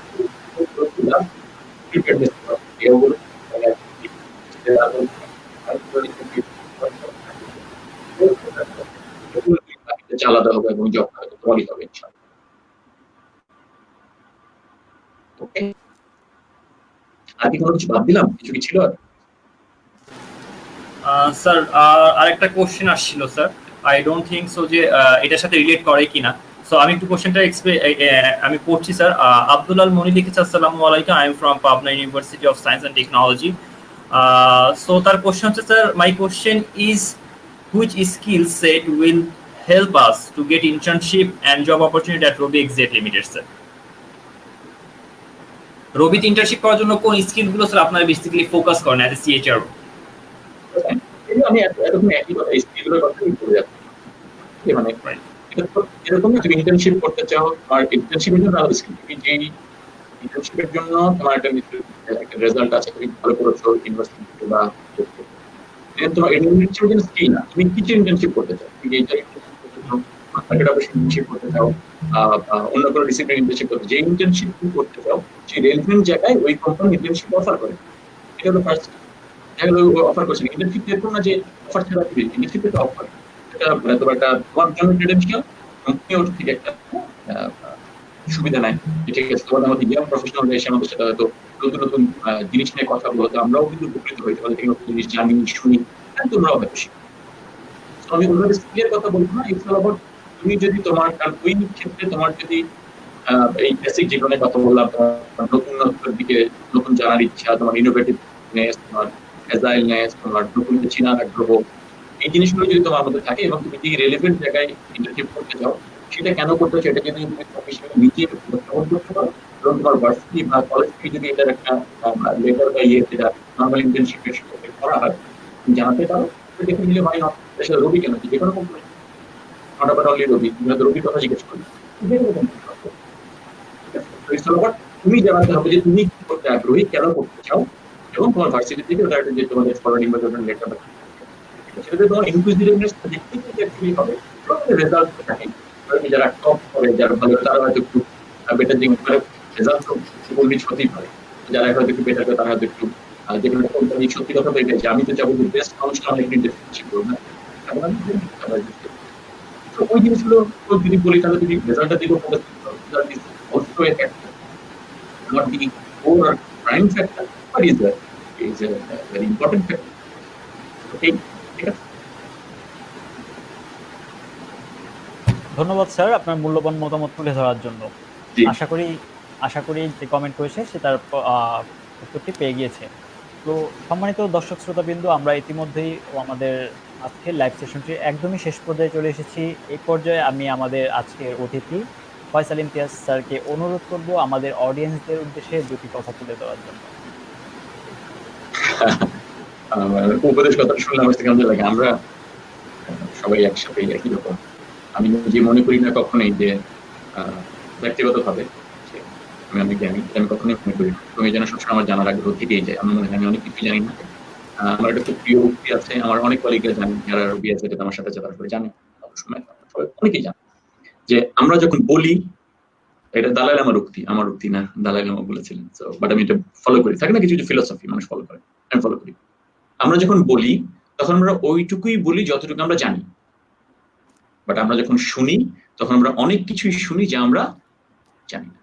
So আমি তোমাদের প্রথম হলো আমার টিপস, মানুষের বা টিপস বলো বা লাইফের জন্য আমরা লাইফকে যেভাবে দেখি, প্রথম হলো আমি যদি দেখাই এইভাবে যে আমরা যেন হাম্বল থাকি, বি হাম্বল, যেটাকে আমরা বলি বিনয় যেন কাজ করে আমাদের মধ্যে। তুমি যত বড়ই হয়ে যাও না কেন, তোমার মধ্যে যেন কখনোই অহংকার না আসে, কারণ এটা ধর্মীয় ভাবে অহংকারকে বলা হয় অহংকার আল্লাহ সুবহানাহু ওয়া তাআলার চাদর। So you can't have that, so you can dare to do that. এই কখনো যেন আমরা এটা না করি, ওই বিনয় যেন আমার মধ্যে কাজ করে সবসময়। সো আমি বলবো বি হাম্বল, বি বোল্ড। হাম্বলনেস এর অর্থ এই না যে আমি উইক, আমি দুর্বল, ঠিক আছে? হাম্বলনেস এর অর্থ আমি আমার, এই জন্য বি বোল্ড কথাটা আমি সাথে বলছি, বি হাম্বল, বি বোল্ড, ঠিক আছে না? কথাটা একই সাথে। বোল্ড থাকবো, আমি যেটা করতে চাই আমি সেটাই করব, সেভাবে করে আমি আমার জীবন সাজাবো এবং সেভাবেই আমি ইনশাল্লাহ উপরের দিকেও যাব, সেটা হাই অ্যাম্বিশাস হোক আর অ্যাম্বিশনই হোক, ঠিক আছে না? ইনশাল্লাহ আমি যাব। সো ওইখানে যেন আমার বিনয় যেন কখনো না ছুটে যায়, আমি যেন কখনো মনে না করি কাজটা আমি করেছিলাম, ইটস অ্যাকচুয়ালি আল্লাহ সুবহানাহু ওয়া তাআলা যিনি আমাকে দিয়ে করেছেন, আমাকে তৌফিক দিয়েছেন করার জন্য, এন্ড দি সারাউন্ডিংস যারা আমাকে একটু হেল্প করেছে, যেই জন্য আজকে আমি বা তুমি এখানে আছি। ফার্স্ট তো বি হাম্বল, বি বোল্ড আমি মনে করি। দ্বিতীয়ত ভাবে আমি মনে করি মানুষের লাইফে পারপাস থাকতে হবে, এমনি কোনো কিছু করলে হবে না, যে কোনো মানে হাঁটছি, চলছি, বসছি, কারণ থাকতে হবে। There must be a purpose. So purpose with passion যখন থাকে তখন সাকসেস ডেফিনেটলি আসে, ঠিক আছে না? তখন তোমার লাইফে পারপাস থাকবে, যে তুমি চাও তুমি একটা কিছু হবা, করবা, জানবা, তাই না? পারপাস থাকবে যে আমি এইটা করতে চাই, এইটা করতে চাই। সো পারপাস যখন থাকবে, ওটা ড্রিভেন বাই প্যাশন হবে, মানে ওর সাথে তোমার যখন প্যাশন থাকবে এটা করার, তখন ডেফিনেটলি মানে excellence kind of things would happen, success আসবে এবং সাথে এক্সেলেন্ট ফলো করবে, এক্সেলেন্স ফলো করবে। সো এটা আমার সেকেন্ড আমি মনে করি যে মানুষ অবশ্যই করা উচিত, মানুষের কাছে মানুষের পারপাস থাকা উচিত উইথ প্যাশন। এবং আমি মনে করি যে আমাদের পজিটিভনেস থাকতে হবে, বি পজিটিভ, যাই করি আমরা। এই যে কোভিড চলে এসেছে, কিছুই হয়নি, ভয় পাওয়ার কিছু আর কি আর আছে বাংলাদেশে? এখন তো কমিউনিটি স্প্রেড হয়েও আমরা পিকের দিকে যাচ্ছি এবং যাচ্ছি। যে কোনো দিন আল্লাহ মাফ করুক তুমি আমি হয়তো কোভিড দ্বারা হয়তো আক্রান্ত হতে পারি, so what, we all are prepared to fight with Covid ইনশাআল্লাহ, ঠিক আছে? আমাদের ওই ইমিউন সিস্টেম গ্রো করতে হবে, ওই মেন্টাল স্ট্রেংথ থাকতে হবে, will fight it out and will come as a warrior. আমরা উইনার হিসেবে ইনশাআল্লাহ বের হয়ে আসবে। কোভিড হাজারো মানুষের কোভিড হচ্ছে, মানুষ কি বের হয়ে আসছে না? আসছে। আমি যেমন সেই মানুষ হই যে হতেই পারে, কারণ আজকে তো কখন কিভাবে হবে community spread you really don't know, যদি আমার প্রিপারেশন নিচ্ছি পথ হতে পারে। যেমন আজকেই আমি সারাটা দিন হসপিটালে কাটিয়ে আসলাম, ঠিক আছে না? আমি তোমরা হয়তো বলা হয়েছে বা তোমাদের সাথে গল্পের সময় মনে প্রথমে বলছিলাম আমার ফাদার ইন ল অসুস্থ ছিলেন, তাকে আমি সারাদিন হাসপাতালে কাটিয়েছি। সো হতেই পারে, কনফেকশন হতেই পারে। So then I am taking my own ইয়ে, যে হলে যেন আমি ফাইট করতে পারি ইনশাআল্লাহ। So the next is be positive, যাই হবে ইনশাআল্লাহ উইল ফাইট আউট, ঠিক আছে না? আমরা এটার অপরচুনিটি সাইডটা দেখবো, will fight the challenges part, এবং আমরা এটা থেকে বের হয়ে আসবো। তো এই জন্য আমার একটা থিওরি সবসময় বলি, আমার থিওরি না, অনেক কিন্তু আছে, সেলফ ফুলফিলিং প্রফেসি। সো তুমি যেটা ভাববা জীবনে, তোমার কর্মকাণ্ড ওইটাকে ঘিরেই ঘুরতে থাকবে, তোমার বন্ধু বান্ধব ওইটাকে ঘিরেই তোমাকে নিয়ে কথা বলবে, এবং জীবনের শেষে যখন তুমি ওইটা হবা তখন তুমি নিজেই আবার নিজেকে সাকসেসফুল বা দেখবি। আমি বলেছিলাম না একদিন আমিও সিইও হবো, তো তুমি দেখবে ইনশাল্লাহ তুমি অবশ্যই একদিন সিইও হয়েছো, তার চেয়ে আরো বড় কিছু হয়েছো, কর্পোরেটে হয়তো সিইও বললাম, তুমি হয়তো দেশের প্রধানমন্ত্রী হয়েছো, তুমি হয়তো পৃথিবীতে এমন কোনো মানুষ হয়েছো যার দিকে সারা পৃথিবী তাকিয়ে আছে, সারা পৃথিবীকে হয়তো তুমি এগিয়ে নিয়ে গিয়েছো। সেটা যখন তুমি পজিটিভ থাকবা এবং সেলফ ফুলফিলিং প্রফেসি যদি তুমি বিশ্বাস করো এবং মেনে চলবা, ডেফিনেটলি তোমার সাথে এই ধরনের জিনিসই কিন্তু ঘটবে, বিকজ তুমি ভেবেছো তোমার সাথে এটা হবে, অবশ্যই তোমার সাথে এটা হবে। সো এই কয়েকটা জিনিস আমি তোমাদেরকে আবারও বলতে চাই, এজ এ স্টুডেন্ট বলো, এজ এ ইয়াং প্রফেশনাল বলো, ইয়াং মডার্ন মাইন্ড বলো, ইনশাল্লাহ। এবং ডেফিনেটলি আমরা সবাই মিলে একসাথে, অবশ্যই এই দেশ হোক বা জাতি হোক বা আমরা সবাই একসাথে যেখানেই থাকি আমরা এগিয়ে যাবো ইনশাল্লাহ। ওকে, ইনশাআল্লাহ ভাইয়া। তো প্রিয় দর্শক শ্রোতাবিন্দু, আমাদের প্রোগ্রামের আমরা একদমই শেষ পর্যায়ে চলে এসেছি। আমি এই পর্যায়ে আবারও ধন্যবাদ জানাতে চাইবো আমাদের আজকের অতিথি ফয়সাল ইমতিয়াজ স্যারকে, তার মূল্যবান সময় থেকে আমাদের জন্য এইটুকু সময় বরাদ্দ দেওয়ার জন্য। সবাইকে ধন্যবাদ, thank you very much for এবং লিসনিং। স্যারের কথা প্রসঙ্গে যদি আমি একটা কথা বলি, মেঘ দেখে ওরে করিস না ভয়, আড়ালে তার সূর্য হাসে। আমাদের কখনই আশা হারানো উচিত না, এবং সামনের জন্য, আগামী সুদিনের জন্য অপেক্ষা করা উচিত। So Hayed Ali Khan, so thank you so much all of you, and especially thanks to our honorable guest Faisal Imtiaz Khan sir. R sir আমাদের অনুষ্ঠানে প্রাণবন্ত করার জন্য অসংখ্য ধন্যবাদ জানাচ্ছি স্যারকে, এবং কৃতজ্ঞতা জ্ঞাপন করছি আমাদের সাথে যারা আমাদের এই লাইভ শোতে অডিয়েন্স হিসেবে কানেক্টেড ছিলেন। So thank you so much all of you. জাতীয় কবি কাজী নজরুল বিশ্ববিদ্যালয় ক্যারিয়ার ক্লাবের নিয়মিত একজন ক্যারিয়ার ক্যাম্পাসের নিয়মিত শো তখনই সাকসেসফুল হবে, তখনই সার্থক হবে, যখন এখান থেকে যে ব্যক্তিবর্গগুলো আসবেন তার রিয়েল লাইফের এক্সপিরিয়েন্সগুলো আমরা পিক করে আমাদের লাইফে যখন ইউটিলাইজ করতে পারবো। So thank you so much all of you এতদিন পর্যন্ত আমাদের সাপোর্ট দেওয়ার জন্য। আজকের পর্যন্ত এতটুকুই। নেক্সট কোনো অতিথি নিয়ে, নেক্সট কোনো টপিক নিয়ে আবারও দেখা হবে। Till then, take care, bye bye, আসসালামু আলাইকুম।